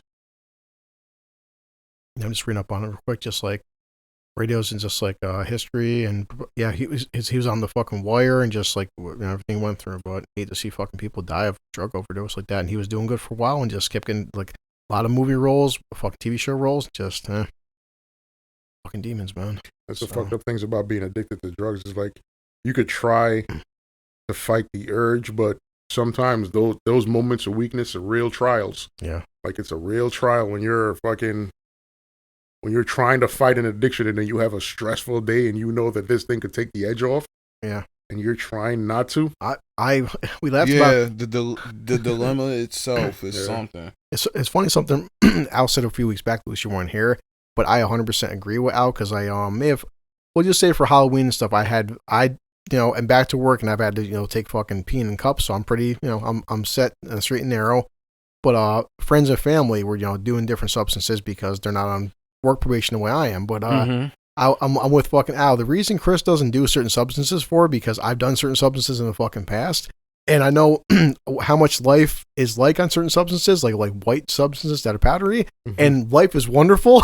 And the reason I don't do it because I'm like, Al, I'll be doing it every goddamn day. This is a fact. This is why I stay away from. I'm telling you, I had morphine put into my veins. Oh, you told me that story. Oh, fuck. I'm telling you right now, if I had access, I know this about myself 100%.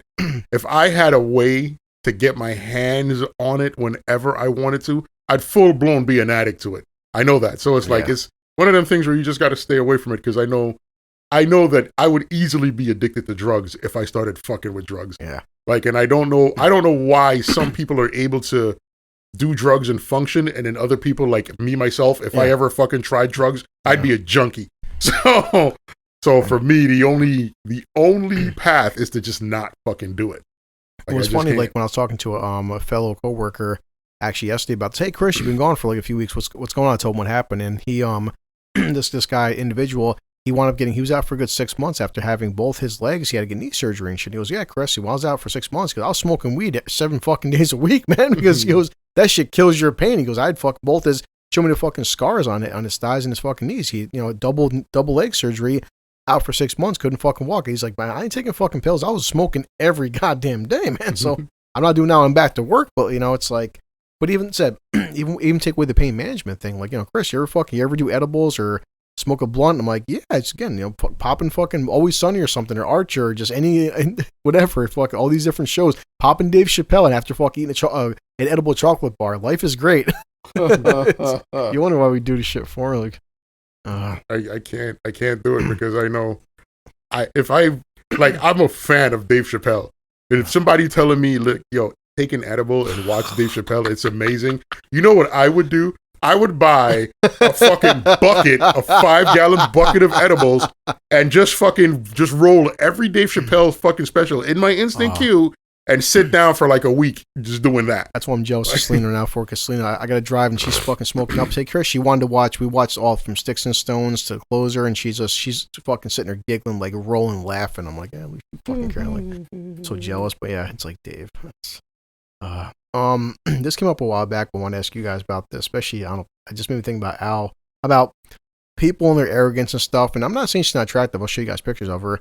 But here's an OnlyFans model saying that she's too hot to have friends. She says, I'm not really lonely. So an OnlyFans model claiming she is so attractive that she doesn't need female friends. Oh wow. You know why women get to that level of confidence? Because there's a bunch of fucking subpar men that will fucking be in their DMs all day, every day. Yeah. Drooling about them like, oh, you're so sexy. I just want you to sit on my face or fart in my mouth or pee on my head. And you listen to a few thousand of those messages every day. Yeah. It'll fucking gas you up to the point of believing you're super attractive. So because she's saying that she said female friendships are hard for her because women are afraid that she's too hot and she's going to steal their husbands. She argued that her curves are all natural. She's hoping to get a breast reduction so people will stop staring at her 34 triple D chest. She added that having a curvy, voluptuous figure has discouraged her from having besties. I've had female friends before, but as I grew up and cared more about my appearance, the friends have become less and less, she said during an interview. I've had women tell me they don't want me around because their husband's looking at me. So, according to her, I don't go after people's husbands, but I get attention when we go out for brunch. Other people's husbands have come on to me in the past. And it says, of course, she says she has several 100,000 followers on social media. Says that she doesn't get lonely because she has her dog, which keeps her busy. And apparently she makes like about $300K a month on OnlyFans. Yeah. So that's believable because that's the kind of money chicks get for taking their clothes off on OnlyFans. Picture? I mean, I'll show you in a second. I think men love my body and chest, but lots of women make snide comments about them. I'll catch people staring at me while I'm out, or they'll just start talking to my chest. I am tired of the comments and constant staring, and just want to be able to walk around in public without someone staring at my big breasts. To be fair, I'm looking at some of her pictures. You also dress a certain way too. I mean, you know. But when I hear women complain about their breasts, I see it as a way to just bring more attention to their breasts. So I mean, again, I'm not saying she's ugly. I'll show you a picture. Her name is you're gonna have to text that to me. I will. But yeah, I mean, she's not ugly, but I mean, she's alright. Her name is Mills, makes over $300K a month. Says she's confessed she thinks her fans will leave her if she has a smaller rack. I don't want to upset them, but it's my body, my choice. It's a lie. Yeah, really. Ain't nobody leave it. Ain't nobody leave it if she gets a reduction. Yeah. But do you think? I mean, I could ask Selena this because she's got a decent sized chest. But is there any woman she's so hot she can't have female friends? That's a lie. That sounds like a self-absorbed. Yeah, that's a thing that a self-imposed rule she put on herself to not have female friends because it's easier for her to not have female friends and be the only person in her little world telling herself she's the best woman around. Yeah. So. Yeah. So Al's talked about this plenty of fucking times. Something similar about, obviously, okay, men, women, pregnancy, sneaking stuff, and child support and DNA and shit. This is okay on to me a similar vein.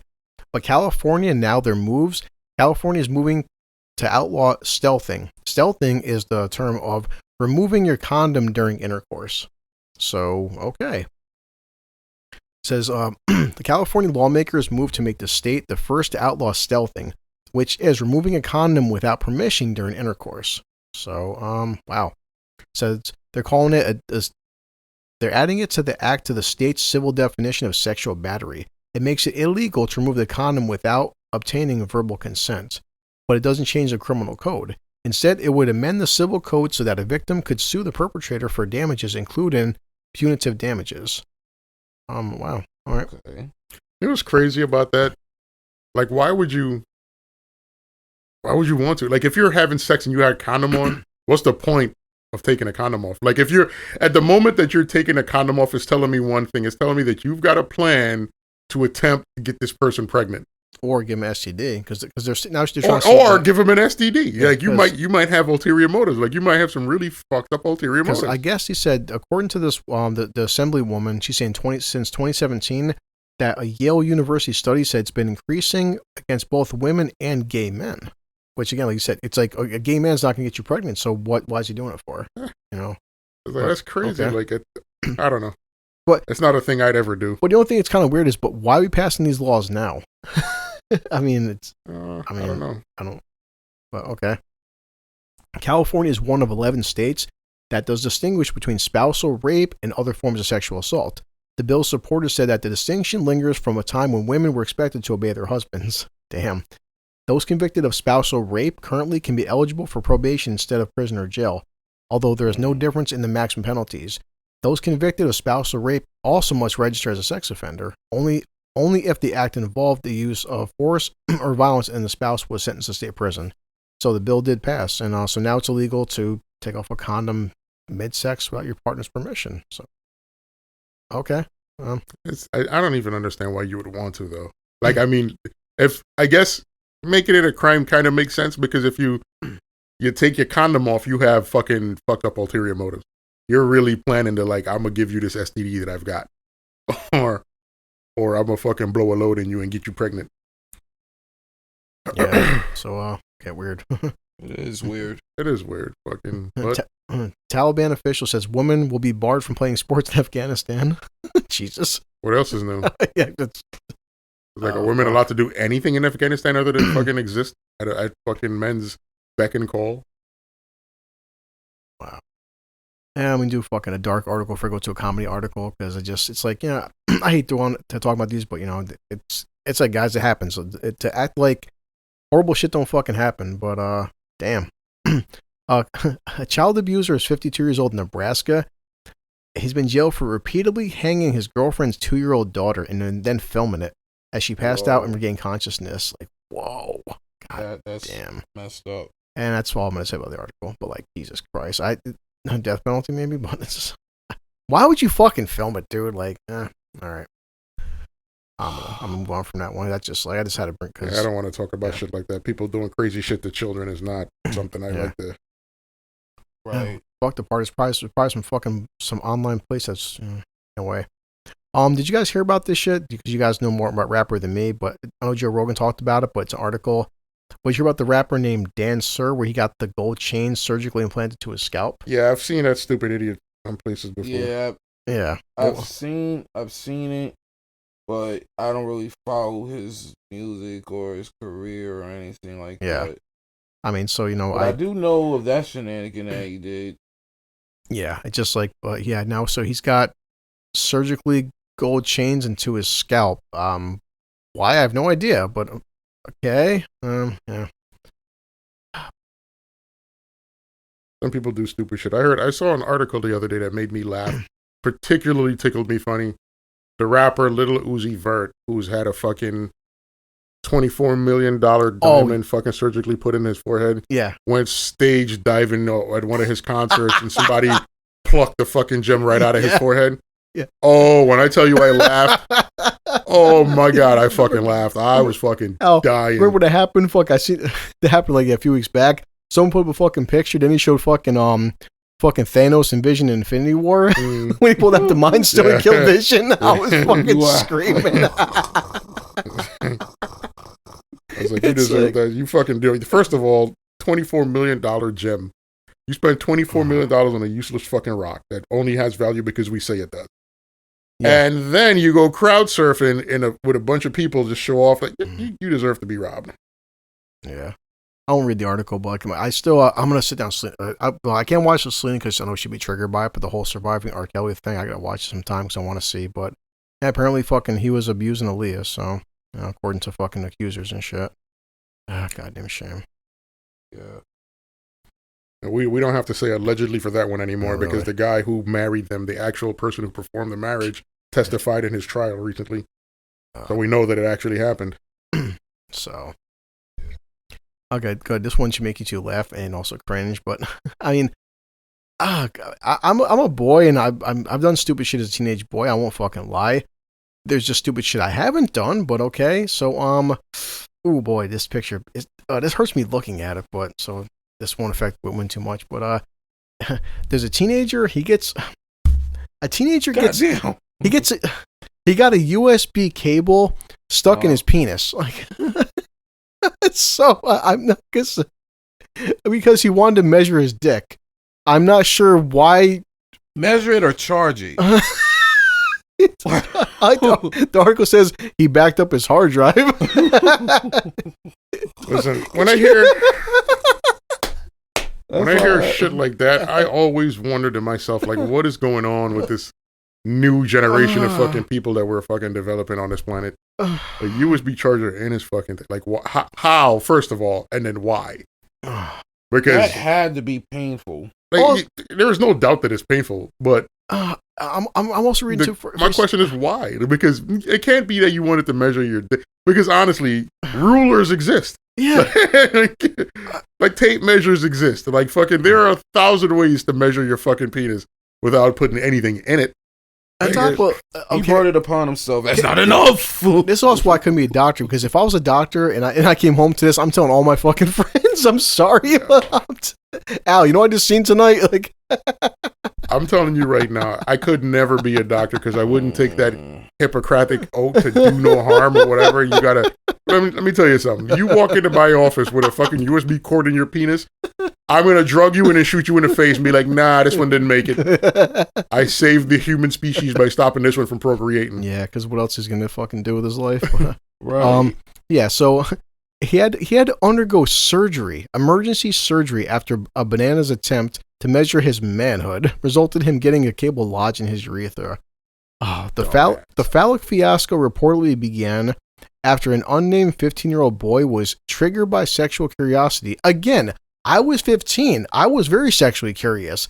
I mean, we didn't have the smartphone cables like nowadays, but I wasn't sticking, fucking, I don't know. Anyway, he inserted fucking. The sex experiment backfired when the cable became lodged in his scrotum like an electronic catheter. Ugh. Of course, despite attempts to extract it himself, the cord became tangled because it was so terribly that both ends were left hanging out of his wired willy. And of course, his family had to bring him to emergency. If my son ever said, "Dad, I gotta talk to you. We gotta go to the emergency room." Why, buddy? Jesus Christ. Oh, man. After initial attempts to remove the wire failed, the team was transferred to another hospital to see if they could extract the intrapenile measuring tape. Wow. Then they had to do x-rays. There was a vertebral...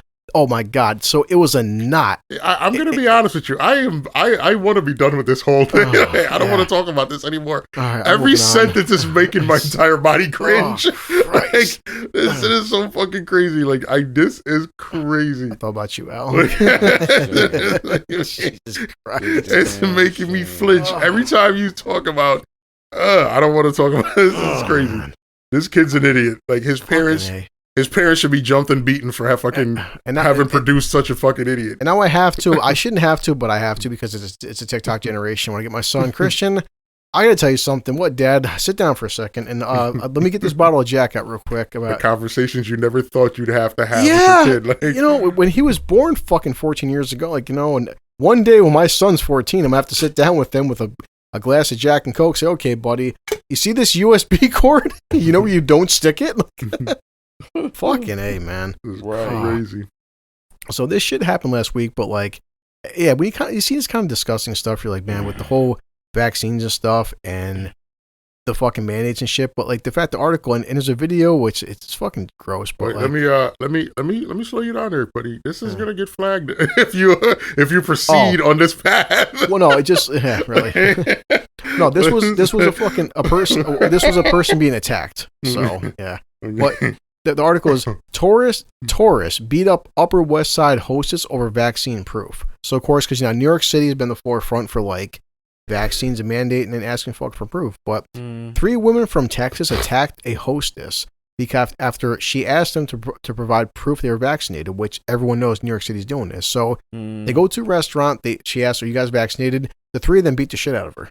What the fuck is with? God damn, man. So, yeah. Wow.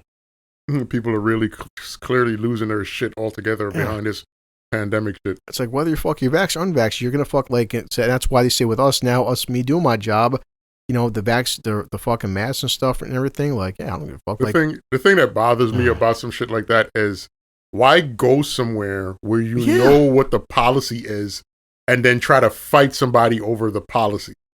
Like it doesn't like that's like me. Like, how smart would it be for me to walk into a place that clearly has signs up saying, if you're not wearing a mask, you're not getting service, and then try to fight my way in without a mask? Like, why does that make sense to people? Yeah. Like, why don't you just go to the places where you don't need a mask? Yeah. Like, why are you trying to... I don't know. This fucking... People are stupid. I've gotten this I still get it even today and stuff. Someone, like, you know, someone goes near the vehicle, and I point to my fucking face. So I'm just to the point where I don't even open the goddamn doors, and someone's like yelling through the door, like, "Hey, I have to wear a mask." And I'm like, "Yes, you do." It's like, you know, I just work here, bro. Like, you know, I don't have a mask. And I'm like, well, I guess walking's free. It's like, you know, again, there's signs all across the fucking vehicle. On top of the vehicle, there's computer announcements saying masks are still mandatory if you want to enter this fucking vehicle.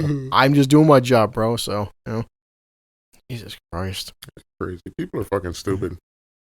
So this is. I gotta laugh at this one. Could you imagine if you guys you're living in an apartment building, you get outside and stuff, you're walking to work or something, or going to the corner store, and somebody, two people died after a suicidal man jumps from a building. He landed on somebody else. Oh my god! I mean, I'm just. Oh, that's a horrible way to go. That's sick. Could you imagine? Jesus. That's a horrible way to go. I'm sorry to laugh, but like, you're minding your motherfucking business. You ain't doing nothing wrong. You on your way to the store to get some snacky snacks. You look up. You look up and some fat motherfucker just lands on you. It just takes you out. Like, wow. It's a horrible way to go. You know what that reminds me of? Like those people that go to install AC units in fucking high-rise buildings and shit, and then you didn't close the window quick enough, and that shit falls right out and fucks somebody's car up, or lands on somebody and takes them out. Right. That's a horrible way to go. Like I don't want. See, the even though dying from a fallen appliance is fucked up, at least it was accidental. A motherfucker just decided to take his fat ass off the top of a building and taking you out is a shitty way to go. I know, man. This fucking piece of garbage wanted to die. He's just on his way out, took us both out. Like Al said, and the funny part is, like, the poor fucking victim's family, you can't get revenge on him. Fuck that. I'm telling my family, wipe his family out. Like, kill him all. Stand in protocol. Take revenge. Jesus Christ. Let's see.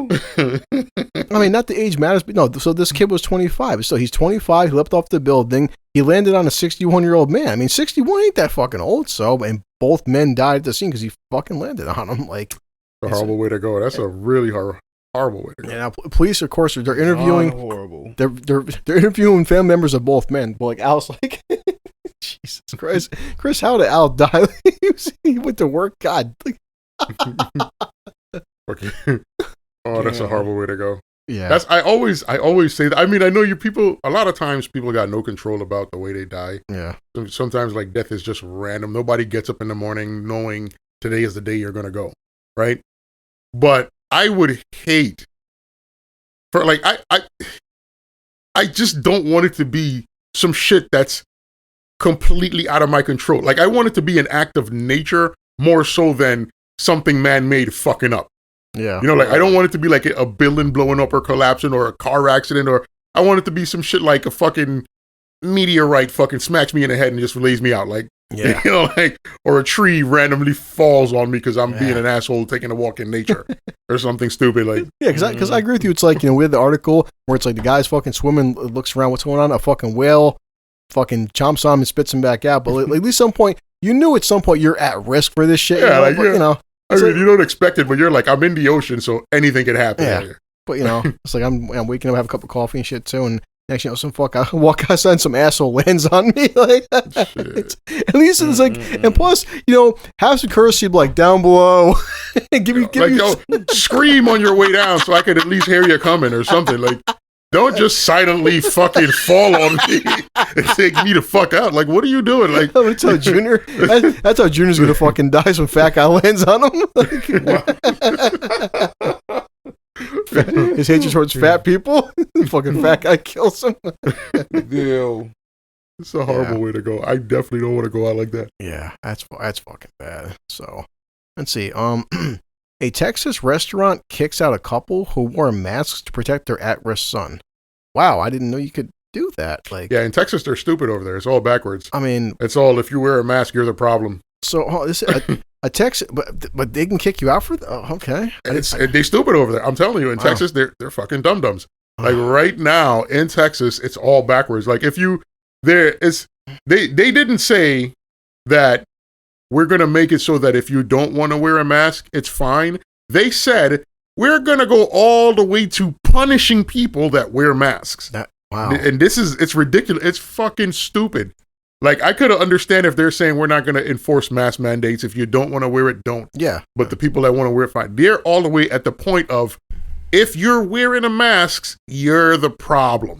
If you have masks on and your family is wearing masks, you're the problem. Especially, like, in this situation, it's even fucking more dark because, okay, so it says they kicked out a couple who wore face coverings to protect their immunocompromised 4-year-old son. And its owner is defending the move, saying, "I don't want masks in here." Mm-hmm. I'm telling you, that's where they're at in Texas. That's where they're at. Like, they're fucking stupid. Says the new parents decide to mask up out of an abundance of caution due to their at-risk child at home with cystic fibrosis. Now, I'm not defending anything by any means. I just know as a father of I probably wouldn't take your kid out to a restaurant though if he's also immunocompromised as well. Not them defending them. I get what I did it for, but just saying, like, you probably shouldn't take your kid out then if he's, okay. But here's the thing. If he's immunocompromised and you could safely take him out by wearing a mask, why not? Like, the plan can't be to keep him in the house for all his entire life. That can't be the plan. Right.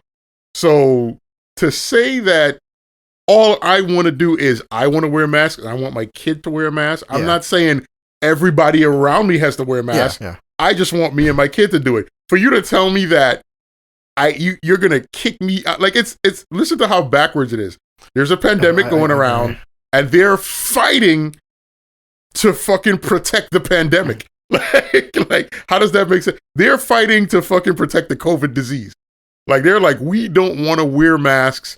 We don't want anybody to wear masks. We hate the people that wear masks. We want the right to spread this disease. That's the argument. It's fucking retarded. This is like hurting my head reading this, but our waitress came over. She sat down next to me and said, "So, our manager sent us over because I am nicer than he is, and yes, this is very political, but you need to take your mask off." The owner of the restaurant, which also features live music, confirmed that the couple were asked to leave because they didn't check their face coverings at the door. Wow. I spent my money on this business. I put my blood, sweat, and tears in this business, and I don't want any masks in here. But okay, how does a mask negatively affect this business? This is the question I would ask. And this is my thing. I would say if I had any advice for that couple with that child, I would say don't even make it an issue. Just get the fuck out of there. Just leave them fucking guys alone because them people are fucking crazy. I mean, I can only. They're not smart. They're fucking stupid. Leave them alone. I mean, maybe they're trying to bring awareness to this shit. That's So this is why I'm trying to figure out how is this legal or something. So the owner said that he has every right to refuse business to anyone who doesn't adhere to his unofficial dress code. There's no sign stating the policy, but a hostess tells all customers that they must take their masks off at the front door. I feel the overall reaction with masks is ridiculous in the United States right now, the owner said. So when they put their masks on the other night, they were then reminded that they were asked at the front door to take it off. They didn't want to, so we asked them to leave. Okay. That's nutty. Weird shit, man. But you guys are fucking idiots. I don't get it.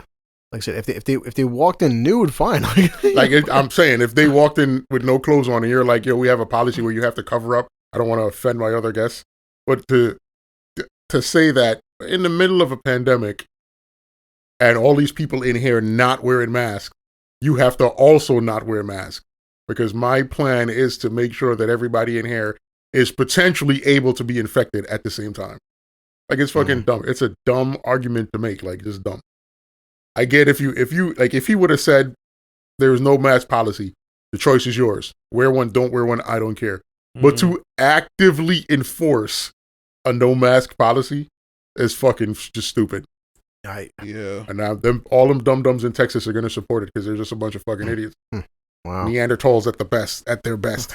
So soon, Al, I mean, our smartphones are doing plenty for us. They can do even more. Now they're saying that our iPhones, well, I don't have one, but iPhones are going to be able to now start detecting depression and also autism. The quote says, Siri, am I depressed? It's like Apple's working on features designed to detect depression, anxiety, autism, and the cognitive decline that can develop into Alzheimer's and other kinds of dementia. Okay, it's You know what's weird about that is that I have no faith that the technology at this stage could accurately do all those things they're saying it's going to do. Yeah. I'm guessing that maybe in another 20, 25 years it might be a lot better at it. But right now there's going to be a bunch of people who are going to put a lot of faith in these apps' abilities to do these things. And I'm going to feel like this is just another gimmick by phone companies to make more money. Right. Yeah, you're not wrong. I agree. It's weird, but I guarantee you that shit is gonna sell. People are gonna be like, "Oh, my iPhone could do this now." Yeah. And iPhone sales are gonna skyrocket. But then how about this? Like, I'm gonna point my phone at Al, you depressed? I think you're depressed. My phone says you're depressed. I'm fucking fine. No. My phone says you're depressed, Al. Jesus. Yeah, well, they said coming soon, according to them. But according to them, they figured it out, guys. It's great. What's great, guys, for your autistic child, the new iPhone 13. That's only costs $1,800. Like, now you don't need the professional fucking information from a doctor. You don't need a doctor to tell you got fucking autism. You could just buy an iPhone and make yourself your own doctor. So self-diagnose with iPhones. Guys like him should be the hero. If I had a badge, hero of the week, and we've mentioned similar situations. But hey, Oklahoma dad beats up a pastor that he accused of touching his son. So I'm all for it. Yeah, I'm that asshole. Well, fuck a pastor up if he touches your kid without a second thought. I guess this is like probably from legally the only problem is like, again, say, accusing somebody versus like, does he have proof that he did it, or just did he accuse him? But I guess I'm the jerk off dad is gonna go with my kid. Like if my kid says, "Yo, this man touched me," that's all the information I'm gonna need. Yeah. I mean, I guess that's why they did. Well, like you said, allegedly with Brian Laundrie thing, you have to say terms like allegedly. So a father in Oklahoma brutally beat a local pastor after allegedly catching. Oh damn! He caught him in the act of touching his 9-year-old. He caught him in the act. Damn. That's no allegedly there. He caught this guy touching his kid, and he hauled off, beat the brakes off him, which that guy definitely deserved. So he was arrested by Oklahoma police on a child sex complaint after the victim's parents told cops they caught him in the act. So the child told his parents, that he jogged by the bus stop several times and touched him in a way that made him feel uncomfortable. So on Wednesday, the boy's father waited in his car to see if he would return. Load up. Wow. While he was watching the school bus stop, our suspect ran past the bus stop where the children were waiting, turned around, came back, and stopped where he touched the child. So, see, that father handled it the way how he should have handled it. It says the dad ran after him and tackled him to the ground, and then he fractured his skull and cracked his left orbital socket. So he didn't just crack his eye; he cracked the entire socket of his eye. You know what? You know how I feel about that? Fucked him up. Good job. That was a good job. That man deserves a raise for whatever field of work he's in. You know why?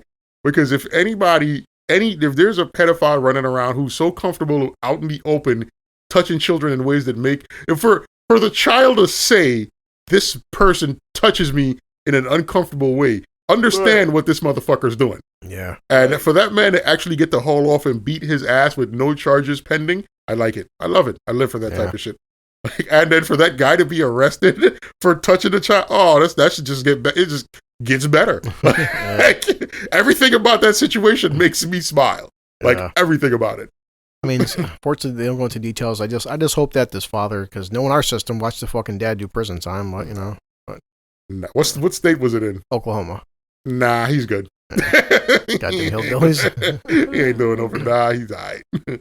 So, I wish my friend Mark was here if you guys meet him for situations like this. I'm gonna actually text this to Mark. I just had some good old Coke Zero, and I'm a fan of Coke, and who isn't? But when I read shit like this kind of confuses me because all three of us have indulged in sweet substances and shit. But Right. Chinese man dies after chugging this right here. This is a 1.5 liter bottle of Coca-Cola in 10 minutes. I could down this in fucking 2 minutes. Like, there's more to it than that. There's some kind of medical shit that happened that caused him to die. It's not. Oh, it can't be as simple as he just drank a fucking liter. He's 22. All right, a Chinese man died after a fatal gas buildup. Okay, there it is. But still, like, okay. After chugging a massive amount of Coca-Cola in 10 minutes. The freak accident was detailed in the journal Clinics and Research in Hepatology and Gastroenterology. The fuzzy fiasco occurred after the 22-year-old patient rapidly downed a 1.5 liter bottle of Coke to stay hydrated during the hot weather. Wow. Yeah. Wow, 6 hours. Right. 6 hours later, he started experienced a swollen stomach and severe pain. Holy shit. That's one of them freak accidents that you don't see it coming and it just pops out of nowhere. It says their test revealed that the patient, who wasn't believed to possess any underlying health issues, had an elevated heart rate, low blood pressure, and rapid breathing. Doctors did a CT scan, which revealed that the soda drinker had aberrant levels in his intestinal wall and portal vein that provides blood to the liver. This, in turn, had reportedly caused him to suffer a hepatic ischemia, otherwise known as shock liver, which is caused by a lack of oxygen to the organ. At that point, the medical staff tried to save him by releasing the gas from his digestive system. They also administered medication to help safeguard his liver, but despite the efforts, the man's condition worsened after he was there for 18 hours and he died. He's at 22 fucking years old, so. So. One of them freak accidents that just comes out of nowhere. Yeah. I mean, like. To tell you how fragile a human body is, man. It really is, because, like, even one of the fucking doctors in, like, London is saying the chances of downing 1.5 liters or a little over 3 pints of regular soda being fatal would be very, very unlikely. Yeah, I mean, he said staggeringly unlikely. Yeah, because listen, that's just the proof of Murphy's law. Anything that can happen will happen. If it can happen, at some point it will. But like you were saying, Al, and then also doctors, I guess they still looked into it more. They're even saying this, that, like, you know, they feel the man's passing could have been to other factors, you know, like a bacterial infection. The chemistry professor added that while a soft drink could have contributed to the problem, it wasn't the only factor in his passing. Because, I mean, it's a liter of soda, like, so. Wow. But, yeah, I'm sure fucking people are like, you know, that's why I don't drink soda for. Jesus. I shouldn't drink soda, but I do. Some asshole, see, of course, there's Twitter. Let me guess, did you drink it with Pop Rocks? I was just waiting for that. I was waiting for that. Oh, man. Damn. Jesus Christ. So the Taliban, they're bringing back executions and amputations, Al. Holy shit. Jesus fucking Christ. No, they're bringing it back. So now, yeah, the Taliban's bringing back fucking amputations. Jesus Christ. Who's bringing back amputations? Good old Taliban. Our buddies over there. So. Oh, man. Let's see. I'll see what your opinion is. I'll wait for Al to come back and talk. So this is a Staten Island dad. He was secretly filming his live-in nanny. Wow, and for a lawsuit. So a Staten Island dad secretly recorded hundreds of nude videos of his live-in nanny, then tried to break down her door as she cowered in fear after finding the hidden camera in her bedroom. Wow. Wow, yeah. The nanny was so terrified her employer might be armed with a gun that she jumped out a window to escape. Oh, shit. She's 25 years old and she immediately reported the father of 4 to cops, and they arrested him. Holy shit. Nutty. So, she was saying that she underwent hundreds of hours of training before being hired by a company and coming to America, where the company replaced her in an $800,000 home. Whoa. So, and the owner of 3 La Rosa Grill franchise and his wife Danielle. Holy shit. She was excited for the job, which gave her a chance to learn English and embrace a new culture. They gave her a bedroom to sleep in while she cared for their 4 kids. Okay. And she said she kept catching him in her room, fiddling with the smoke detector on the ceiling. Wow. Which was constantly being repositioned. Dude, he kept changing the fucking position of it. Jesus Christ. Less than 3 weeks into the job, she finally checked the smoke detector, finding a camera inside with a memory card filled with hundreds of recordings, mostly capturing her nude and undressing. Wow. That's wow. So within minutes of her finding the device, it says that he showed up at the house. According to the papers, he seemed very nervous. Of course he does. Yeah, it did. So she tried to pretend she was sleeping in a bed to get him to leave, but he was banging at the door, and she entered fight or flight mode. I need to get away, she recounted. And she hurt her knees after she jumped out the fucking window. I mean, she's definitely a good-looking woman, but Jesus Christ. What does she look like? I'll show you a picture right here. She's 25. Oh. Yeah, she's not bad looking. Yeah, Al, so I found a news article. So, the fucking, basically, they had a live-in nanny, the fucking father and stuff. She kept looking up at the freaking the smoke detector. Every other day he kept coming and changing it. So she found out that he was recording her as she was sleeping, and they found like hundreds of pictures of him taping her nude and stuff and undressing and shit like that. So, oh boy! Please tell me he's doing jail time. Oh well, there's charges pressed against him. So let's see how much jail time he gets. They don't get to details of that, but so Jesus Christ. Here's a fucking weird one. I mean, I've got sisters, and I'm gonna talk to. There's so many weird men out there doing weird shit.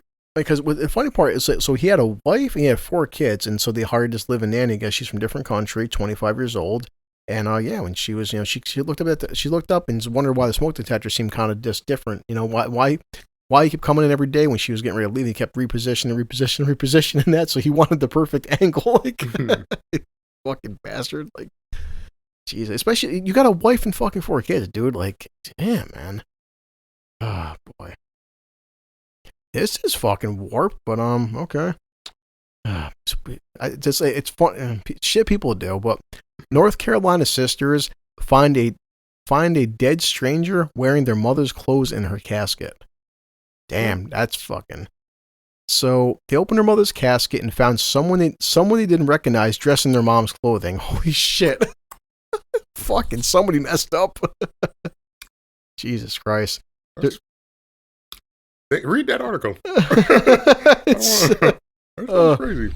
The pair stumbled onto the morbid mistake on the day of their mother's viewing at the funeral home. There's no similarity in the person. They told the station, one of the sisters. Their size is way off. When the first person had their clothing on, she was swimming in the clothing because she was so small compared to my mother. When her and her sister told workers at the funeral home, they tried to assure them the person was their mother. I mean... So you're going to tell me that the mother that I know in my whole life was wrong, and this random stranger you put in a casket is my actual mother? That's what's happening here? Exactly. I mean, come on. Like, they know better than you. Mm-hmm. It was only once their mother's body was found to still be in the embalming room that they admitted they messed up, you think? And then they made a switch so the show could go on as planned. A lead embalmer at the funeral home confirmed the mistake to the station, but didn't appear on camera for interview. They said that they tried to reach out to the family to discuss the problem, but the sisters haven't commented, you think? The family at least avoided the fate of other mourning families, but that's basically what I said. What the fuck? Is that like what would you do? Would you sue somebody? I mean, what the fuck? I would definitely, listen, this is something that I don't talk about often. It's my mother's death. When that happens, inevitably it will, that's going to have me in a real sad state of being. So I promise you, any hiccups at the fucking funeral home or any place, I am going to ruin somebody's entire week.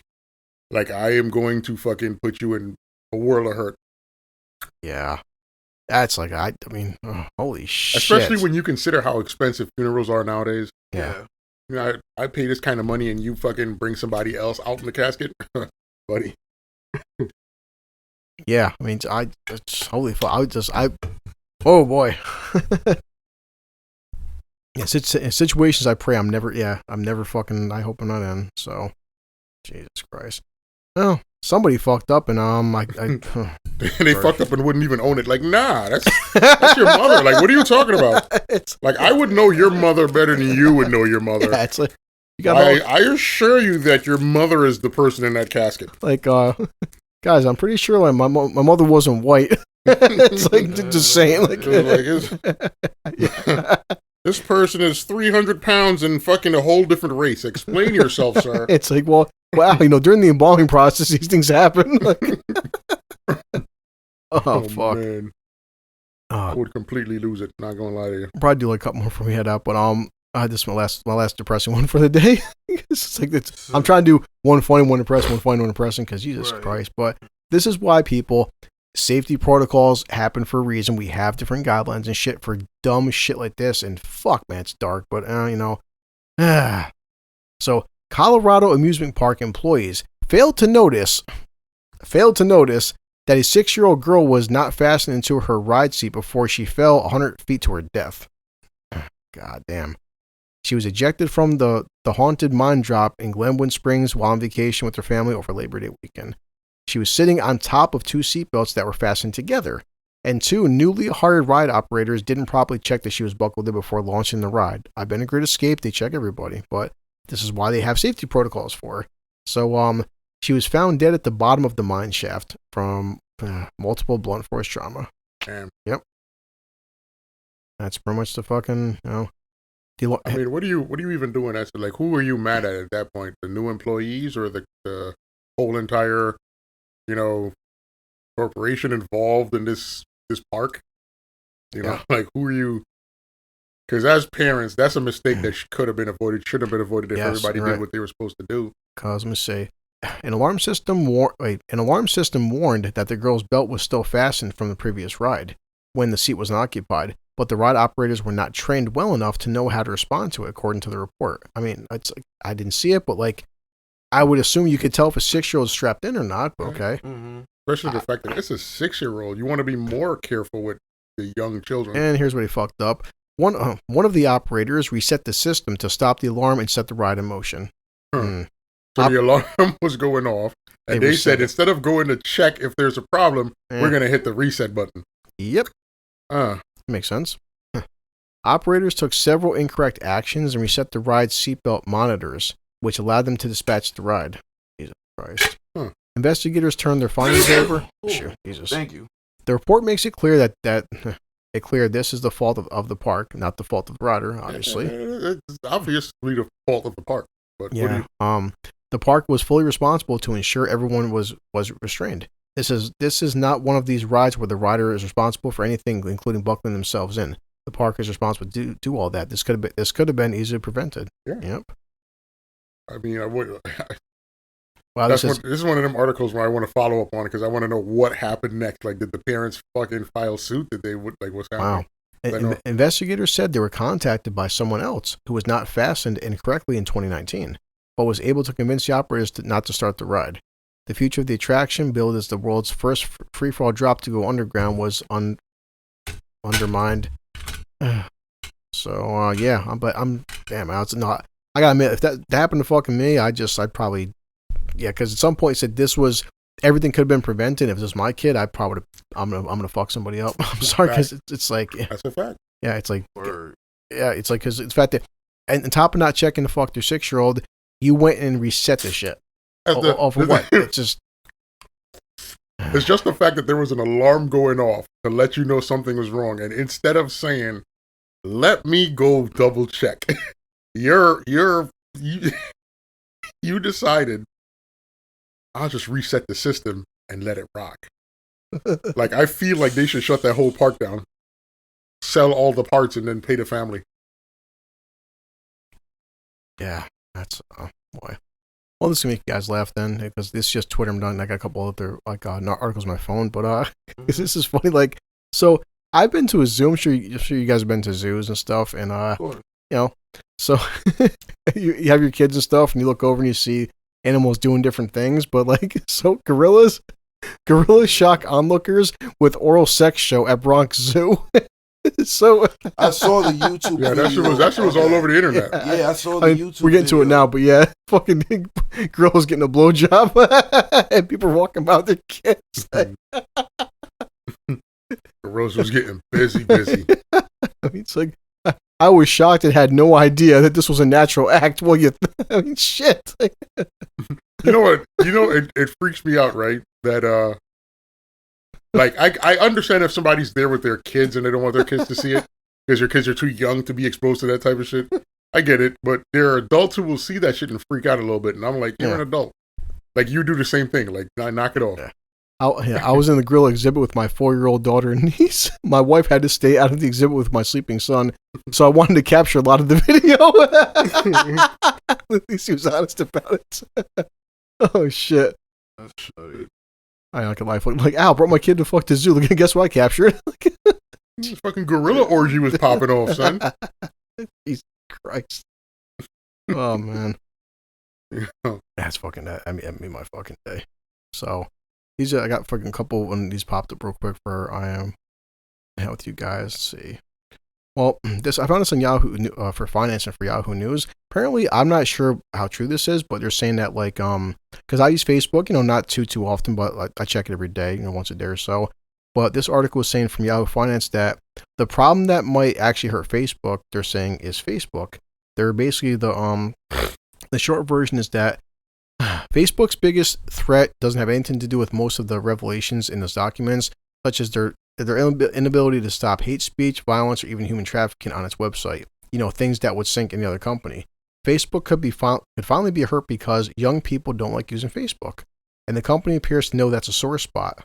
So they're trying to say that their quarterly earnings and stuff, their stock's been going down because they're hemorrhaging young users who are increasingly ignoring the platform for competing services. Because right now, TikTok and Instagram is fucking going crazy. You're 100% right, Al. Yeah. So they're trying to say that the amount of time young adults between 18 and 29 were using the platform is falling down. On the flip side, people over 30s are spending more time on Facebook. So, okay. But wait a minute. Yeah, Facebook is getting smoked by Snapchat, Instagram, and TikTok. So. And of course, like Facebook, so like a lot of young kids are calling Facebook. That's an old person's fucking app and stuff. That's how they feel. That's legit. Like, especially on TikTok, you go on TikTok and see what some of these kids are saying about Facebook. Like, Facebook, I'm surprised Facebook lasted as long as it did, because I always assumed that somebody was going to come along and knock Facebook out the way, the same way they kind of did to MySpace. Yeah. Like, Facebook came in and just completely eradicated MySpace, and I thought somebody was going to do the same to them, but it just didn't happen. I mean, they're going to do what they can to stay relevant, but, so this has been an issue which, we talked about fucking endlessly with the whole fast food and stuff and everything, but, I don't know how to feel what's going to happen in the future, we'll see, but a Florida restaurant chain says staff got bigger tips after it hired a $1,000 a month robot to carry plates. I'm not sure why the staff got bigger tips, but okay. And the robot, basically, it's like just a robot that has 2 shelves and stuff, and it comes out to you. But they're saying it costs $1,000 a month, I guess, for maintenance or charging or something. But all right, so they're getting more tips after it began paying for the robot to carry plates out for them.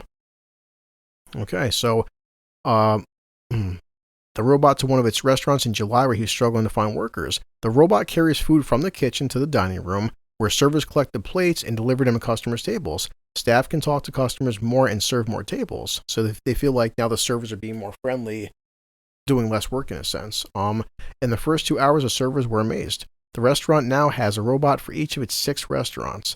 The robots are using 3D cameras and laser sensing technology to navigate around tables and customers in the restaurant. They want the robots to become servers' personal assistants by carrying plates and taking dirty dishes back to the dishwasher area.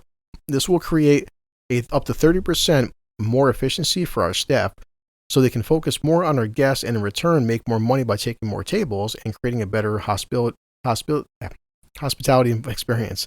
The robot costs about $1,000 a month to, I guess, maintain it. So, he said that he brought in the first server robot because restaurant chain was at a crisis because during the labor shortage. Because right now they said we can't find anybody.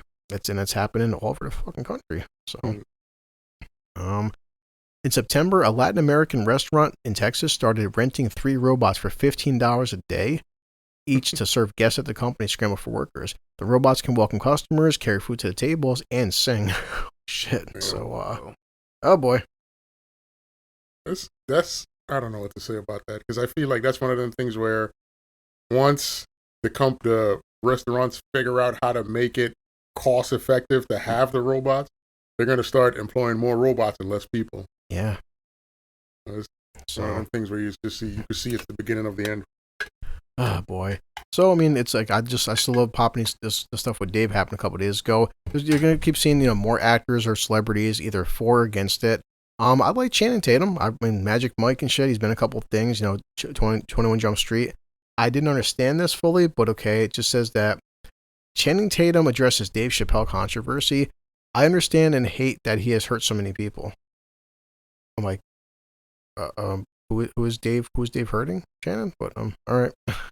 So anyway, I understand that Dave is a very dangerous person to talk about at the moment, Channing said. I understand and hate that he has hurt so many people with the things he said. Any human can hurt someone, usually because they're hurt, but any human can heal and heal others just the same. This little piece healed me back in the day. I can't forget it. He mentioned the clip features Chappelle sharing the advice his mother gave him when he was a sensitive child. I was a soft kid, and he goes to I was sensitive. My mother, sometimes you have to be a lion so you can be the lamb, and you really are. I take this shit like a lion. I'm not afraid of any of you. But he says that Channing does admire his work, but does not excuse anything hurtful, to be clear. I just would say, Channing, again, who is Dave hurting by the closer again? I don't understand who this man is hurting by telling fucking jokes. But honestly, my take on that was Shannon, what is his name? Channing Tatum? Channing, yeah. He's saying that with such vagueness is because of the fact, even though I could care less, do what you do, but he actually swings both ways. And I think he ain't came to grips of being that openly. So it probably, I noticed the people who feel some type of way about Dave and the things he's addressed is because they have not resolved where they stand with themselves. So the stuff that he has addressed, it seems like it's the ones that are not at peace with themselves that has a problem with the stuff that he said or always been saying since the beginning days of his career. Yeah. I could see that. Yeah, I just yeah. So it's Anthony, you're gonna have fucking more. Some comics gonna back some actors gonna fucking back him. Some are not gonna back him. So which is okay, but it's just the way he implied his state of opinion. It was like what we were saying earlier versus saying I stand by this or that for this reason. Why? Where he's just more like I'm just saying it because I said so. Like, okay, you're entitled to your opinion, but what was the reason? It's just so funny. Like we said, it's been almost a fucking month now, and they're still talking about this shit. Like, usually they would have moved on by now, but goddamn, guys, man. So, but my final fucking news article, I loved it so much because again, I listened to different podcasts, been catching up on stuff, and I love the guy I listened to named Ralph, who's a friend of Kevin Smith's, and Ralph talked about how he still feels like terms like influencer aren't a fucking real job profession. They don't influence anybody. But so this woman came out and she deleted everything, but family YouTuber deletes her account after criticism after video coaching her son to cry. Basically what happened, her name is Jordan Cheyenne. She had her 8-year-old son. Now they just found out that their puppy, they bought a fucking puppy. He had a potentially dangerous, deadly illness. Apparently there's certain fucking vaccinations puppies get, and the puppy was too young for the vaccination. He may have an illness. It may kill the fucking dog. Okay. So they bring the dog to the freaking vet. What happened is she was going to fucking make a clip. Apparently she's been on YouTube. She has 500,000 subscribers. She's been on there for a couple of years and stuff. She didn't realize she uploaded a fucking video, the unedited video. In the unedited video, after she's like, hey guys, want thoughts and fucking prayers. Me and my son were upset and everything, and hopes and stuff, and donate this and that. What she didn't realize is she still had her fucking camera on. After the fucking camera was still fucking rolling, then she tells her son, hey, listen, I need you to fucking cry for the camera. And so her son, Christian, 8 years old, was seen sobbing, and he's actually crying for real, crying loudly in the passenger seat as she broke the news to her 500,000 subscribers. Come closer, she told him, while pulling him towards her, act like you're crying. He says, I am crying. Mom, I'm seriously crying. I heard the video clip. It's funny as hell. But then she was coaching him to scrunch up his face, told him to wail in a certain way, and told him how to place his hand. Let them see your mouth, she says. Look at the camera. After uploading the footage last week, then she was swiftly criticized on social media. The video is so disturbing and hard to watch. Social media can be so dark. So immediately after, she deletes her fucking YouTube channel and her Twitter fucking Twitter feed. Because then Then she started fucking going on the usual apology fucking tour. So I want people to know I've deleted my channel. People think I deactivated my channel, but I just deleted it. I have no sponsors, no pay, no monetization. I've given up on all that to be behind the scenes and extremely present with my child and get us both into counseling. She said, a lot of kid coaching goes on behind the scenes of YouTube family videos. Of course, people will have their kids ham it up. Behind the scenes, they're like, do this, do that, I'll give you a treat. It's so wrong, I can't say how disappointed I am in myself. I want to be clear. I have no excuse. But I think it opened up a lot of conversations of how other people might be running their channels. She said she will never put her son on YouTube again. The good thing is he doesn't know all this has blown up. The trauma doesn't need to be put on him. I made a huge mistake. It's owning it. She's also saying that she's had her channel for 8 years now. It wasn't a facade. She meant it. But also she's getting death threats now, which is why she had to fucking delete her accounts. Jesus Christ. Oh. I think she just made herself a victim of cancel culture. Like, she didn't have to delete her account because honestly, what she did isn't new and it isn't the first time it's been done. It's just this is just one moment where she made a mistake and slipped up and showed the behind the scenes, and everybody wants to critique her. Yeah, but she's not doing anything that's new or fucking almost. Like 90% of the people on YouTube right now are just hamming it up for the camera. Oh, fuck yeah. They're not going through real life experiences. Some of them are. Most of them are just creating situations that they could document and put on YouTube and get paid for. That's what's going on. So I don't understand why people are all pretending like, wait a minute, this is fake? Why? What's going on? I didn't know this was fake. I thought everything on YouTube was 100% genuine. Like, come on, you're not fucking stupid. We're not idiots. These people are just... This is just one of them things where they want to punish her because everybody wants to pretend they're holier than everybody else. Like, I'm better than you, and I wouldn't do this. I've been watching her for years. She was a great, wholesome fucking person. I'm like, yeah, she's been on YouTube, just on YouTube. She's on YouTube selling her time and her kids' time to make money. You think she's that great a person? Yeah, all these families on YouTube, these people that became couples just so they could open up a YouTube channel and had kids just so they could have a YouTube channel, and then fucking spend all their lives creating YouTube content.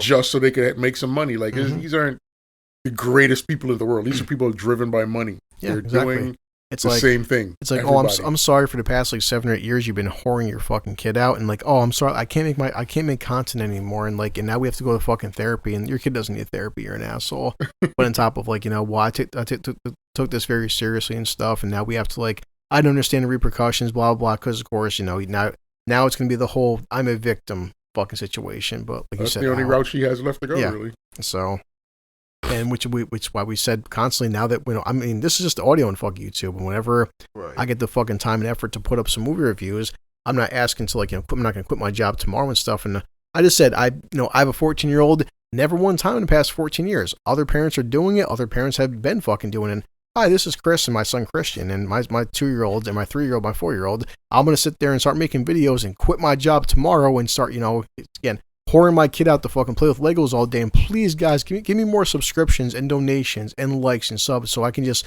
never work again and just keep making bullshit 10-minute videos of my kid playing with fucking bubble wrap or something.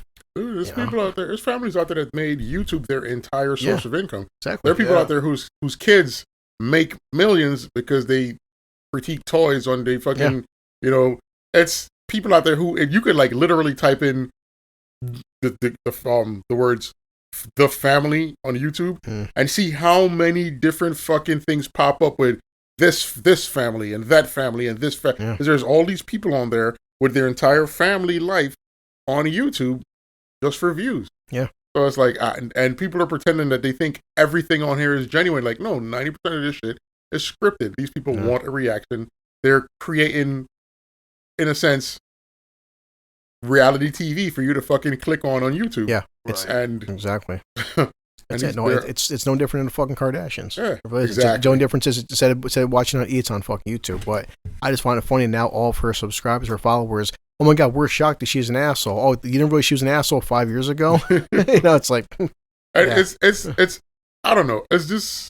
These people are pretending that they're naive, or because you can't think that for the entire time that none of this shit was scripted. You can't believe, like, dude, if you believe that, then you're the fucking problem, not her. Like, she just made a mistake and uploaded her behind the scenes shit. Yep. Also, it shows you the fucking level, too, of these people's intelligence.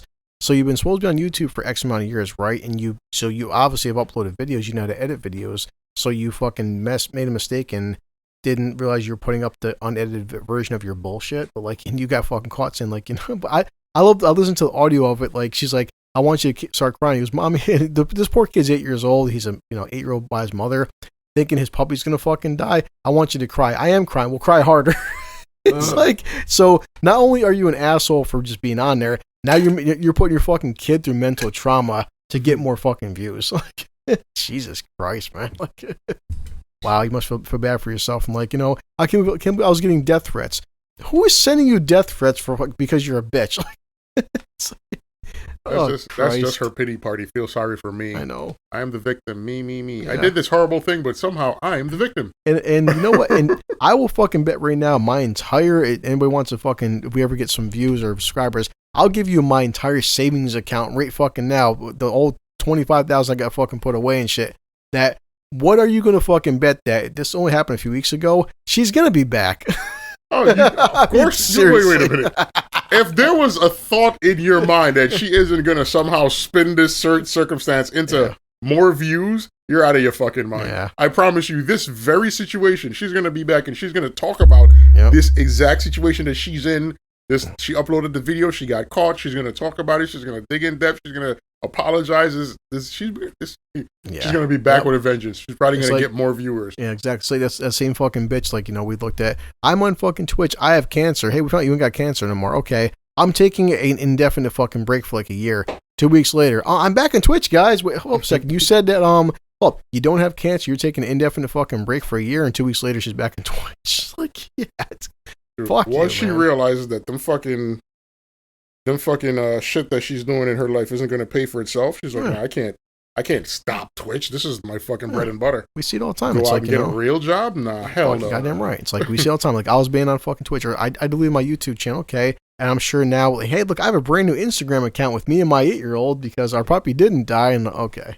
As we said before, you people will do everything in your fucking power to avoid actual fucking work. But, you know, God forbid, it's why we say, people, you know, try to look up to somebody like your local nurse or doctor or farmer or something. Stop living vicariously through some asshole on YouTube who sits home all day and whores out her fucking child. It's like, yeah. So good times. We did. Yeah, I'm sure. Like, it just, when Ralph popped this up and he's laughing and I'm laughing too. I'm like, you know, it's like, oh God, guys, look, yet another influencer, a social media fucking star, is a royal asshole. What a shock. Nothing's shocking about that. Yep. So I mean, we're all assholes too, but I'm not an asshole. Fuck said I don't fucking whore out my child, so I'll be an asshole, whore myself out. So. All right, boys. Hey, it was a good time. So got a lot of fucking news articles, but officially no. So I said YouTube, do whatever guidelines you have to do. I did make an account on Rumble. Rumble is basically just a different version of YouTube. I'm not saying I love or hate each one of them. I just made it just because I wanted to put it out there, you know. So we're on Rumble. We're on YouTube now. Having a fucking good time. I'm trying to, like, you know, say what I can say, and it's like if something gets flagged for me or Al saying anything or Lewis provocative, then okay. But you know, so we got Rumble going, got YouTube. Twitter's doing okay. Instagram, I tried, you know, so I'm posting tonight, and we're trying to. Oh, and thanks to, I was just telling Lewis about this. We just had Lewis subscribe to the Real Ridiculous podcast, and that's what's up. And I'll show me the friggin' videos. I will catch up on you guys tomorrow. So today, I was catching up on other stuff like other podcasts, other Twitter, but like they're up to episode 6 or 7, and I'll probably catch them tomorrow. I'm just gonna, like, you know, download. Oh, they uploaded a new thing. I'll send you the link. He sent me a link for the new episode. Yeah, it's pretty good. I'll shoot you the link in a little bit. Well, what's funny is after you told me he listened to episode 75 with just you and me, I told Selena, I looked on the fucking website. We went from like 5 downloads to like 20 downloads, which, you know, not a big thing, but 20 downloads, cool, you know. And like, I'm glad he said, hey, listen, we listened to what you said, Chris said, and I listened to it back, everything we were breaking apart, and even Selena, like, I felt like, yeah, that was very, because, you know, Lewis wasn't here. But we broke down so much shit about, you know, social media, these fucking platforms. Like me and Al, I felt like 75, I was really, you know, I tried making everything, put my all into it, but there's definitely certain episodes where we talk about shit and stuff. Right, Al was saying, right. I was really proud of that episode, and I'm like, we had talked about a lot of deep shit, and I had a lot of fucking fun talking with just me and Al, and which is why I said, if we don't get 1 million subscribers, whatever, cool. But I'm glad that the fellas, they liked it, and sometime, you know, if they want to come over here, we go to their fucking place. I'm fine with that. But yeah, I'm gonna get in touch with him actually. Yeah. Tomorrow or in the daytime sometime and try to set something up to see if I could get them to come down here for an episode. Yeah, or if whatever they want to do, if they want to do a Zoom meeting with us, whatever works for them. You know, I told Selena she can bring. She's got friends and family. You and Lewis, anybody, you know, wants to fucking do something. Everybody's more than welcome here. I said, like Al seen last week, you were busy. Then after you contact me on Sunday, I'd help Selena do stuff and help with fucking mold and U-Haul and storage, and just like everyone's always got shit going on. Now that I'm back to work, I have even fucking less free time, and of course, you know, Al knows this. Al's working fucking 3-4 doubles a week now. I mean, you know, it's hard. It's the point of being fucking blue collar. So, but no, so I'll listen. I'm definitely listening to binge their podcast because we listened to episode 1 together, and tomorrow I'm just gonna fucking burn up all their content in one sitting. And I told them, I was like, the stuff they sent to you, I looked at their messages to you, and it meant a lot to me. Just like I've always said, whether we get 1 fan or 5s, the fact that one person's like, hey Al, I love what you and Chris said. You guys got a good dynamic. You guys broke a lot of shit down. You guys had me fucking laughing. Awesome, man. Because I'm doing this for fun. I'm not trying to be a fucking millionaire. I wouldn't be against it, but you know, I'm not doing it for that reason. I love hanging out with Al or Lewis, or just if Selena was here and just bullshitting, having a good time. We gotta somehow well, I don't know. Let me not even say that because I don't even know if that's a possible thing. But to like your spiel before we head out, like I was thinking about the other day with you, Al, we sit with local businesses and local communities. Mm-hmm. When Selena, I was taking apart her bed and she needed a ratchet and some fucking what the fuck's I can't remember the tool you call it, Al. You know the piece to a ratchet, you click into it, the cylinder there. Can't remember the fucking name of it, but I had to buy some tools for Selena's bed to take her bed apart. And you know, I was up by her place. I had a choice to go down to Walmart or Target or actually check a local hardware store. Went to the local hardware store. I bought a ratchet set for like $50, and the guy was even telling me, you know, some people do come in here and stuff, and they feel like we kind of charge more and stuff, but it's a local business. And you know, the ratchet set, I probably would have cost me $5-6 at Walmart. I paid $50 for it, but I still walked out thinking, you know what, spend a little bit extra money. But again, this is in Ilion, New York, small little fucking hardware store. And the ratchet set was fucking really good, durable. To probably fuck outlive me. So I feel like also, sometimes you get what you fucking pay for. Yeah. But as I'm walking out and I'm disassembling Selena's bed and she's sleeping and shit, I'm thinking to what I would say, you know, I felt still for me better donating in a sense or supporting a local fucking business, some little Ilion local hardware store. You know, it's not that I hate Walmart or Target or anybody, but if I get a chance, I'd rather help a fucking small mom and pop store. I did spend more money. I'm not going to debate. Yeah, I spent more fucking money, but I got a fucking good sense of satisfaction. Like I just helped somebody out who did need a local community and shit. And Al says it every fucking time we leave at this place. But facts. But so guys, yeah, we're on Rumble, YouTube officially, and Facebook, where I guess we still got like 50 members and shit. And hopefully one day this will grow. And I'm just always gonna say it's free now, always gonna be free. I don't fucking need nobody's paycheck. I do appreciate the fellas telling Al, want to help out you and Chris and stuff, guys. You're just as blue collar as we are. Please, by all fucking means, pay your friggin' bills. Don't worry about fucking me, Al and Lewis. We'll take care of ourselves and shit. The only sponsors I want to get one day is help us maybe buy some like more high-end microphones or something. But I want everybody to take care of theirs and their own. Especially, they're saying this is going to be like the most expensive Thanksgiving and like on record because of like gas went up again. Turkeys are going up. Everything's fucking going up, guys. So, and my damn paycheck isn't.